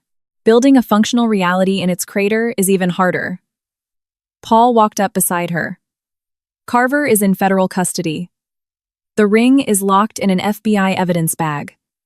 The goons in the basement are detained. The servers are officially under federal seal." He spoke with his usual clipped professionalism, but there was a deep, undeniable relief in his tone. Eleanor nodded. "Thank you, Paul." He glanced at her bruised cheek and said softly, "Your father would have been incredibly proud of you tonight." She closed her eyes for a second. Her father had been a ruthless, unsentimental titan of industry. He had constantly warned her that power doesn't corrupt a person, it simply accelerates whatever is already inside them. When she was younger, she had argued with him, calling him cynical. Standing in the wreckage of the ballroom, she finally understood. He wasn't talking about how to win. He was warning her about the catastrophic price of staying quiet. Across the room, Chloe sat at a cocktail table, giving her initial statement to an SEC investigator. She looked utterly broken, but she wasn't destroyed. Eleanor didn't know if Chloe's 11th-hour confession would be the start of genuine redemption, or just a calculated plea deal. That was no longer Eleanor's problem. That was for the courts to decide. She had wanted to replace Victor's whims with the cold, hard scales of justice, and she had succeeded. Victor was finally escorted off the stage by 2 federal agents and his personal lawyer. For 5 seconds, their paths crossed near the exit. No microphones, no cameras, no audience. "You took everything from me," Victor rasped. Eleanor met his dead eyes. "No, Victor. I only took back the things that never belonged to you in the first place." He let out a dry, rattling chuckle. You think justice is going to keep you warm at night? She looked at him with absolute peace. No. But the lies aren't going to live in my house anymore. Those were the last words she ever spoke to him as his wife. In that exact second, he ceased to be a wound in her heart. He became a legal file, a deposition transcript, a name in a federal docket. The liberation didn't feel joyful. It felt incredibly heavy, but it was absolutely real. When the grandfather clock in the lobby chimed 12:30 a.m., the grand opening of the Aurora Grand officially concluded without a ribbon cutting, without applause, and without Victor's keynote. But the hotel did not sleep. The corridors were crawling with federal auditors. Staff members were giving sworn affidavits, techs were cloning the server drives, lawyers were drafting emergency injunctions. A building conceived as a monument to extreme arrogance had become the exact place where that arrogance was being dismantled, invoice by invoice. Eleanor walked out onto the second-floor mezzanine balcony, staring down at the empty lobby. The gold chandeliers still blazed. The marble floors still shined. The massive floral arrangements were still fresh. The physical luxury of the hotel was untouched, but the soul of the building had been radically altered. The glow no longer belonged to Victor Sterling. It was just glass and light, waiting for a new foundation. Irene walked up beside her, tapping a tablet. The master data dump is secure. Carver's smart ring unlocked the encrypted zoning files and a massive ledger of off-the-books meetings. There are names in here that are going to nuke half of Chicago's City Hall. Eleanor wasn't surprised. She watched a janitor sweeping up a shattered champagne flute near the lobby fountain. Tomorrow is going to be bloody, she murmured. Irene nodded. You need to sleep, Mrs. Vance. Eleanor offered a tired half-smile. That word feels almost offensive right now. Irene didn't smile back. You aren't a machine. Eleanor looked at the young auditor. Irene possessed that rare, abrasive honesty that most corporate employees abandon after their first promotion. Eleanor silently vowed to build a company where that kind of brutal honesty was rewarded, not fired. Paul pushed through the balcony doors. Mrs. Vance. The board is ready to ratify the emergency injunctions. They are waiting for you in the boardroom. Eleanor pulled her gaze away from the glittering lobby. For a fleeting second, she desperately wanted to stay on the balcony, to hide in the quiet aftermath of the disaster, to just be a woman who had survived a brutal betrayal. But that luxury didn't belong to her. The truest test of power isn't surviving the hit. It's possessing the discipline to lead the cleanup. She squared her shoulders. Let's go. When she turned toward the boardroom, her face settled into that terrifyingly calm, absolute focus. The look that shattered her enemies and provided an iron bedrock for anyone who still believed in the rules. The night wasn't over. It had simply mutated. The war was moving from the basement and the ballroom into the sterile reality of ledgers, bylaws, and federal codes. Behind the oak doors, the men who had been perfectly willing to crown Victor Sterling king that morning were waiting for her. When Eleanor walked into the room, every single executive stood up, not out of polite corporate etiquette, not out of fear of bad PR. They stood because absolute authority had violently returned to the one person who actually respected its weight. Eleanor sat at the head of the mahogany table. She opened the first legal binder. Let's begin, she said. And in those two words, there was infinitely more triumph than in any grand speech Victor could have ever delivered. The board of directors sat frozen around the mahogany table where, just hours ago, Victor had planned to execute her corporate assassination. Victor's leather chair sat totally empty. Eleanor commanded the room, and nobody dared dismiss her as an emotional wife throwing a tantrum. Outside the reinforced windows, Chicago was pitch black, but the Aurora Grand was wide awake. The hotel was no longer a glittering jewel. It was a trauma ward trying to stabilize a massive arterial bleed. Eleanor opened the emergency injunction file. The heavy paper rustled, sounding louder than any applause Victor had craved. Every page she turned systematically dismantled the shadow empire Victor had spent years hiding in the fog. Power always begins in the exact place where the ability to give undocumented orders dies. Arthur Linwood sat to her right, looking like a man who finally understood the toxic radioactive waste of his own profession. He read the new bylaws aloud, his voice trembling slightly. Eleanor didn't rush him. She knew the extreme precision of tonight's paperwork would determine whether Victor and Carver could slither out of the trap tomorrow morning. Resolution 1. The immediate, indefinite suspension of Victor Sterling. Resolution 2. The total freeze of the Aurora Grand Shadow Transit accounts. Resolution 3. The appointment of Paul Miller as Interim Director of Global Security. Resolution 4. Blanket corporate whistleblower protection for all employees who aided the audit. When Arthur read the fourth resolution, Lily Costner, sitting against the wall as an official witness, quietly lowered her eyes. She gripped her iPad as if terrified the lawyers would suddenly snatch it away and throw her back to the wolves. Eleanor paused the reading. Every employee who provided evidence tonight retains their position with full benefits, she stated, staring down the board. Any future disciplinary action against them must be routed through an independent, third-party HR commission. That specifically applies to Lily Costner, Irene Bell, the engineering staff, and the security personnel who refused illegal directives tonight. Get it in the official minutes. To my 9. Arthur frantically typed it in. Sophia Lawson looked up from her laptop. The bank will deploy a forensic audit team by 8:00 a.m., Mrs. Vance. But we require absolute access to the entire ledger, all loan collateral documents, and the unredacted emails regarding the Tower 2 land parcels. Given the decryption of Carver's drive, this has officially triggered a federal municipal corruption probe. Granted, Eleanor said without blinking. Document it. Glenn Rollins sat across from her, looking like a man drowning in a puddle. He had already signed a devastating written confession, but his eyes begged for a lifeline. Eleanor didn't trust him for a second, but you can't unravel a massive financial fraud without the rat who built the maze. Glenn, she said, her voice dropping the temperature in the room. You will remain in this building tonight. You will physically hand the SEC auditors the master list of every offshore LLC that touched our capital. If you try to hold back a single account, and Irene finds it tomorrow, your cooperation agreement burns, and you will face the maximum federal sentence. He nodded so hard his glasses slipped. I understand. I swear. Eleanor stared right through him. I highly doubt that. But you have roughly 6 hours to figure it out. The heavy door clicked open, and Paul escorted Chloe into the room. Chloe was a ghost of the woman who had stood under the floral arch. The bleach and dirty water from the laundry room had ruined her scarlet dress. Her flawless hair was tangled, and her arrogant, untouchable aura had been entirely stripped away, but her spine was straight. Sometimes, hitting rock bottom is the first time a person actually learns how to stand on their own 2 feet. She stopped at the edge of the table. I have surrendered the master passwords to my terminal, my personal servers, my burner phone, and my encrypted calendar, she said, her voice rasping. It contains the logs for the fake psychiatrist, the staging of room 7B, the zoning department bribes, and the VIP guest logs.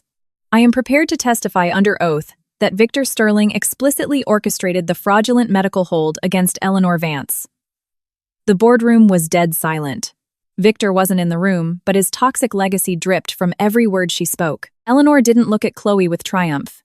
It would have been incredibly easy to humiliate the younger woman right now, to twist the knife, to force the mistress to beg the wife for mercy. But doing that would make Eleanor exactly like Victor.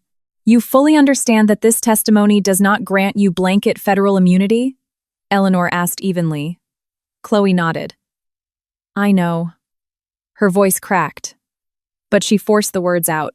I am not asking you to forgive me. I don't have the right to ask for that. I am only asking that you log my statement right now, before Carver's fixers start rewriting the timeline. Eleanor looked at Arthur. Swear her in and log it. Chloe signed the digital affidavit with a shaking hand. When she finished, she looked up and met Eleanor's eyes. There was no friendship there never would be, but there was a brutal, shared clarity. 2 women, pitted against each other by a narcissist, finally realizing his entire empire relied on keeping them at each other's throats. Paul stepped back to the door. Sterling is here. Eleanor didn't answer immediately. She knew this moment was unavoidable, but the dark, freezing water of her past surged against the ice in her chest. Not love. Not hope. Just the visceral, muscle memory of a decade spent calling this man her home. She closed the legal binder. Bring him in. Victor walked in without handcuffs, though 2 FBI agents and his white-collar defense attorney waited right outside the glass. He had fixed his tie and smoothed his silver hair. His face was a mask of cold arrogance, but his eyes were bloodshot and feral. He sneered at the terrified executives around the table. Look how fast you rats found a new queen. Eleanor didn't let anyone take the bait. Sit down, Victor. He remained standing. I'd rather stand. Suit yourself. She didn't miss a beat. You are being formally served with an indefinite suspension of all executive authority pending a joint SEC and DOJ investigation. Your access to all corporate capital is frozen. All data is being remanded to federal auditors. The board is filing formal criminal complaints for wire fraud, extortion, evidence tampering, and massive breach of fiduciary duty. Victor listened in silence, his knuckles turning white on the back of the leather chair. When she finished, he let out a venomous laugh. You read that like you're a federal judge, Ellie. No, Eleanor replied.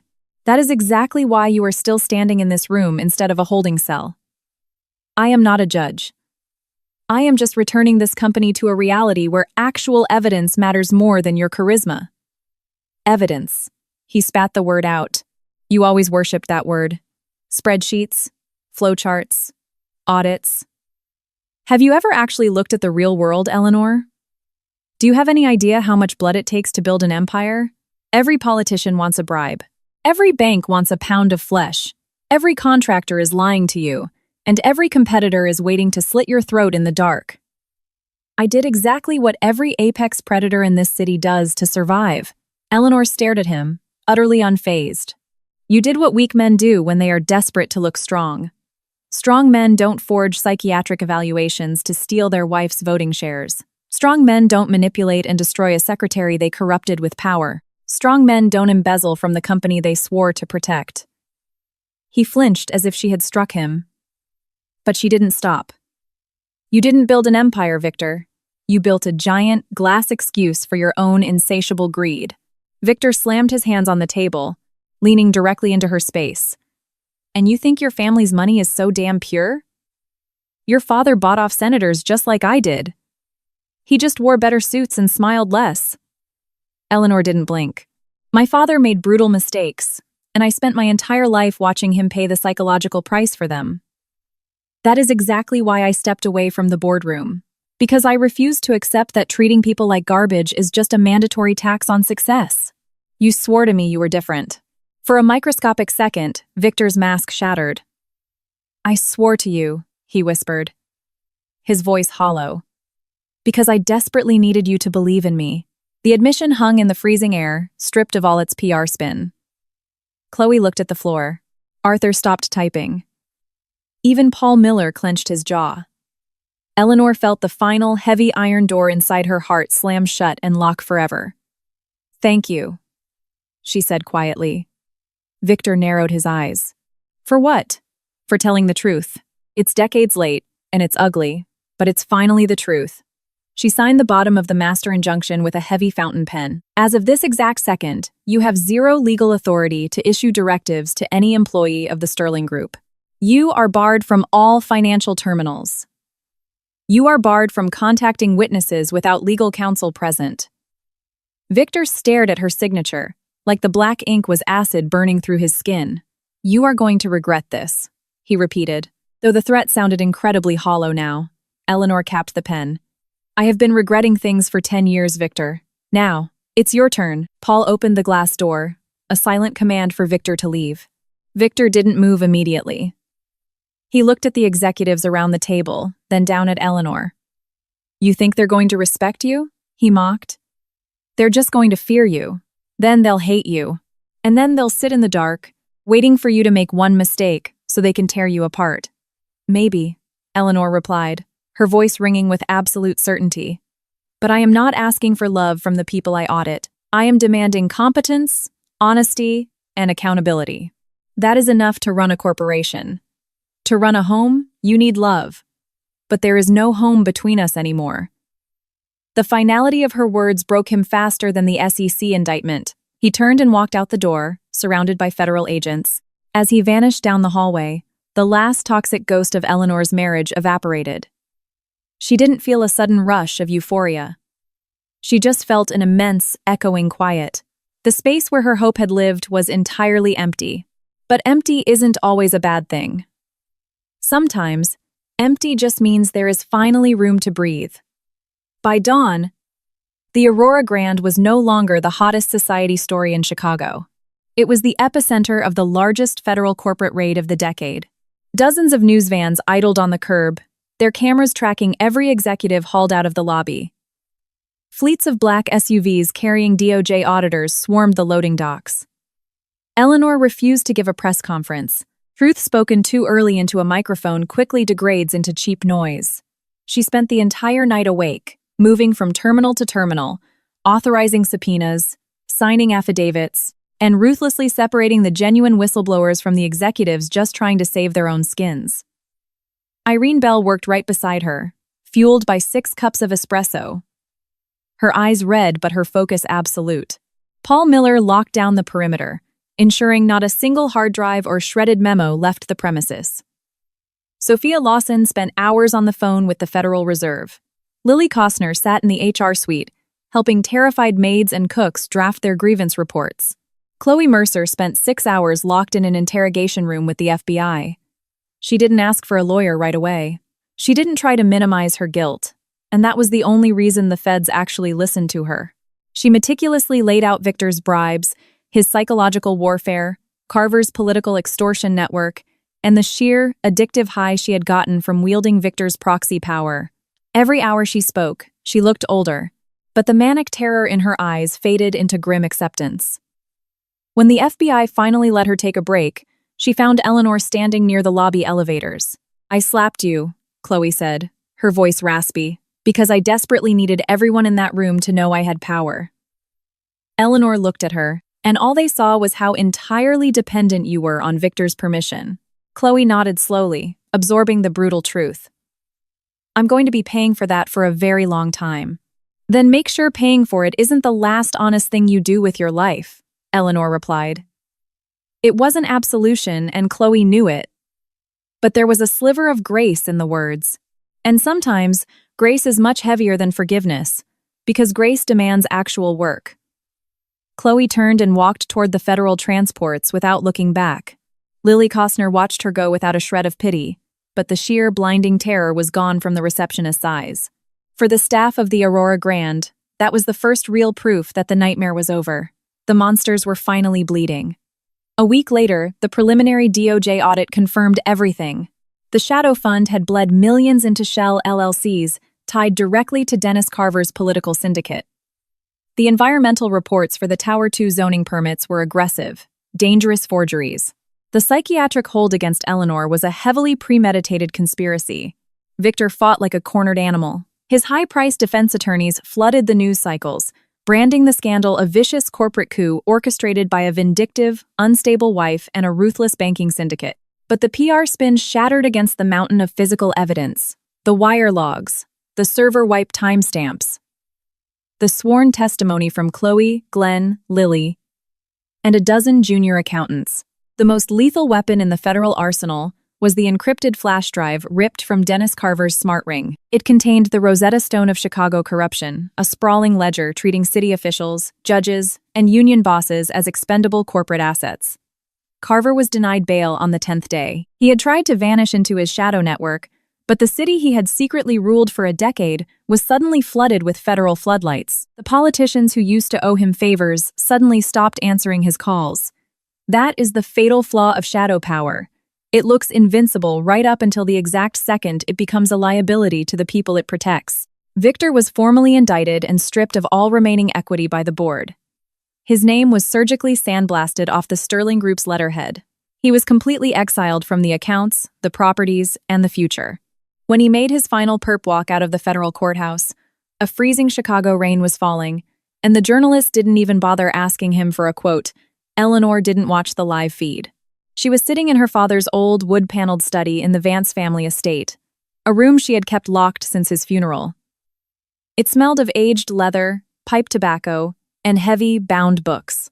On the massive oak desk sat a framed photograph of a much younger Eleanor, standing next to her father after closing her first major acquisition. Her eyes in the photo were full of fierce, arrogant pride, completely devoid of wisdom. She stared at the photograph for a long time. Her father had always warned her that power does not cleanse a soul. It merely acts as a violent catalyst for whatever disease is already in the blood. In Victor, Power had accelerated his bottomless greed. In Chloe, it had accelerated her terror of being poor and irrelevant. In Carver, it had accelerated his sociopathic contempt for the weak. In Eleanor, power had laid dormant for years, simply because she had been terrified of becoming a monster who crushed lives for a signature. Now, she had the rest of her life to prove that corporate power could be wielded differently, not softly, not naively, but with absolute, terrifying accountability. She rebuilt the Sterling Group's board, stacking it with ruthless, independent compliance directors. She established an ironclad whistleblower protection program.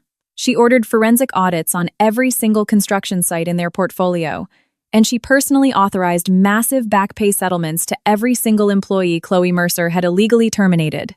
The Aurora Grand officially reopened to the public a month after the raid. There was no red ribbon, no booming keynote speech from Victor, no scarlet dress hovering near the podium. The lobby was filled with fresh orchids. A string quartet played softly in the corner, and the staff moved with a calm, absolute professionalism. This time, the cameras weren't filming a federal crime scene. They were documenting the quiet, methodical return of order. Eleanor arrived without a husband, without diamonds, wearing a sharp, dark charcoal suit. The guests recognized her instantly. Some offered nods of deep respect. Others kept their distance out of sheer, unadulterated caution. Some were outright terrified of her. She accepted all of it with the exact same serene gaze. Other people's opinions no longer dictated her reality. She finally knew exactly who she was. Lily Costner greeted her at the concierge desk. Her uniform sported a shiny new badge reading Senior Guest Relations Director.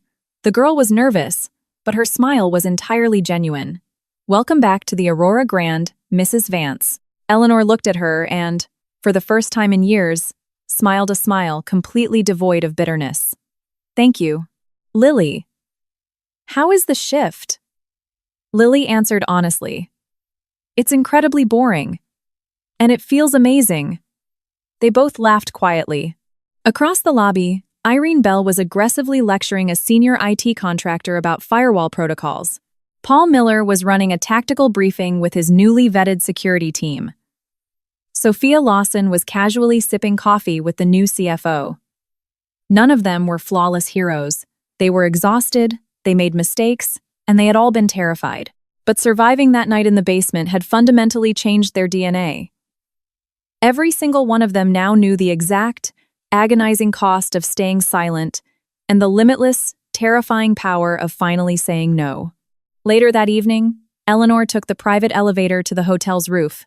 The Chicago skyline sprawled out below her, a glittering grid of brake lights, skyscrapers, neon billboards, and the pitch-black void of Lake Michigan. This was the exact spot where Victor had planned to host a VIP cigar lounge, looking down on the city as if it were a conquered territory waiting to be drained. Eleanor looked at the skyline differently. She didn't see a battlefield or a ledger. She saw a living, breathing ecosystem, where every person who wields power must be forced to remember that gravity applies to everyone. Paul stepped out onto the roof a few minutes later, the wind whipping his gray hair. "The board just ratified the new data security budgets," he reported. "Irene is demanding a total hardware overhaul. Lily wants to unionize the night shift staff." Eleanor turned to him, the wind catching her coat. "They are demanding reasonable protections." Paul nodded, a faint smile touching his eyes. It's a nice change of pace from people who only demand blind obedience. They stood in comfortable silence for a long time, watching the headlights crawl up Lakeshore Drive. "You could have destroyed Chloe much worse in the press," Paul noted quietly. Eleanor stared out at the water. She destroyed herself enough, trying to be Victor's shadow. "The federal prosecutors can handle the rest." Paul nodded slowly. "And Victor?" She didn't answer immediately. The wind bit at her cheeks. Victor is going to spend the rest of his life knowing he wasn't beaten by a vengeful wife. He was beaten by a spreadsheet and a functional legal system. She looked at Paul. "For a narcissist, that is a fate infinitely worse than revenge." Paul nodded, fully understanding the brutal truth of it, and quietly slipped back inside, leaving her alone with the city. The freezing night wind whipped Eleanor's hair, and for the very first time, she allowed herself to truly replay the sound of Chloe's slap echoing through the ballroom. For weeks, her brain had tried to process it as a moment of profound humiliation. Now, standing above the city, she finally heard the sound for what it actually was, a starting gun. Not because she had needed the violence to wake her up, but because pure arrogance always exposes its own throat the second it believes its victim is too weak to fight back. She hadn't magically become strong in that fraction of a second. She had been forging that strength in the dark for a decade. The slap was simply the moment the rest of the world was finally forced to look at it. Her unbreakable resolve was a reality that couldn't be erased by a mistress's insults, a husband's forged documents, a fixer's blackmail, or the terrified whispers of high society. Eleanor Vance hadn't returned to power. She had simply returned to herself. Months later, the federal trials were only just getting underway, but the Vance Capital Trust was already unrecognizable. Mid-level employees no longer stared at their shoes when executives walked onto the floor. HR complaints no longer vanished into desktop shredders. Wall Street banks were doing business with the group again, but this time, the negotiations were laced with extreme, cautious respect. The groundbreaking on Tower 2 was halted indefinitely, waiting until every square inch of the environmental and zoning paperwork had been scrubbed clean by federal regulators. It tanked their quarterly growth projections, but it permanently secured the foundation of the empire. Chloe Mercer took a plea deal. She traded her comprehensive testimony for a reduced sentence in a minimum security facility, but she would never work in corporate America again. The day before she surrendered to federal marshals, she left a handwritten apology letter at the concierge desk for Lily. Lily read it, shredded it, and never replied. Sometimes the absolute silence of the victim is the purest form of justice. Victor fought his indictments through a small army of defense attorneys, dragging the process out with endless motions. But he was completely radioactive. He never set foot in the Aurora Grand again. His myth had officially died on the exact stage where it was supposed to be immortalized. Late one November evening, Eleanor walked into the grand ballroom of the Aurora Grand. The hotel was hosting a massive charity gala to fund legal aid for hospitality workers who had been exploited by corrupt management groups. There were no massive portraits of Victor Sterling hanging from the rafters. There were no booming speeches about conquering the world. There was only warm light, jazz music, and hundreds of people who intimately understood that luxury built without human dignity is nothing but an incredibly expensive illusion. Eleanor paused by the exact white marble column where she had stood on opening night. The polished stone still reflected the golden chandeliers perfectly, but the reflection no longer looked like a shimmering lie. Any massive skyscraper can be built as a temple to a billionaire's ego, or it can be built as an engine for functional, honest industry. The building doesn't decide. The people holding the keys decide whether they serve their own terror, their own greed, or the actual truth. Irene walked up to her, holding 2 glasses of sparkling water. "You're hiding in the shadows again, Mrs. Vance." Eleanor took a glass and smiled. Sometimes the shadows offer the best view of the room. Irene looked out at the crowded ballroom. "Yeah, well, everyone in this city knows exactly where you're standing now." Eleanor didn't reply right away. She watched Lily smoothly directing VIPs at the entrance. She watched Paul quietly briefing his security detail near the exits. She watched young accountants and valets laughing together, completely free of the suffocating, toxic dread that had once poisoned the air. "Yes," Eleanor finally said, taking a slow sip of water. "Now I know too." There were no deafening toasts to total victory that night. Victory is far too clean a word for a war that leaves marriages, reputations, and human lives bleeding on the floor. Justice rarely looks like pure joy. Most of the time, it just looks like a functioning hotel, a fully funded payroll, a protected witness, a frozen offshore account, and a woman who finally stops asking for permission to occupy her own space in the world. When the gala ended, Eleanor walked out through the main revolving doors. The Chicago streets were slick with freezing rain. The glowing neon lights of the Aurora Grand Marquis fractured and danced in the dark puddles on the asphalt. She paused on the top step, pulling her wool coat tight against the wind, and inhaled the sharp, icy air. Behind her was the ballroom where they had tried to bury her alive. In front of her was a brutal, complicated, unforgiving life that finally, absolutely belonged to her. She walked down the marble steps without rushing. No security guard walked in front of her to clear her path. No arrogant man walked beside her to cast a shadow over her face. The isolation didn't feel empty anymore. It felt like total freedom. Strict, cold, and profoundly quiet, like the first hour of morning after a long, violent night. Eleanor Vance offered the empty street a faint, razor-thin smile and kept walking.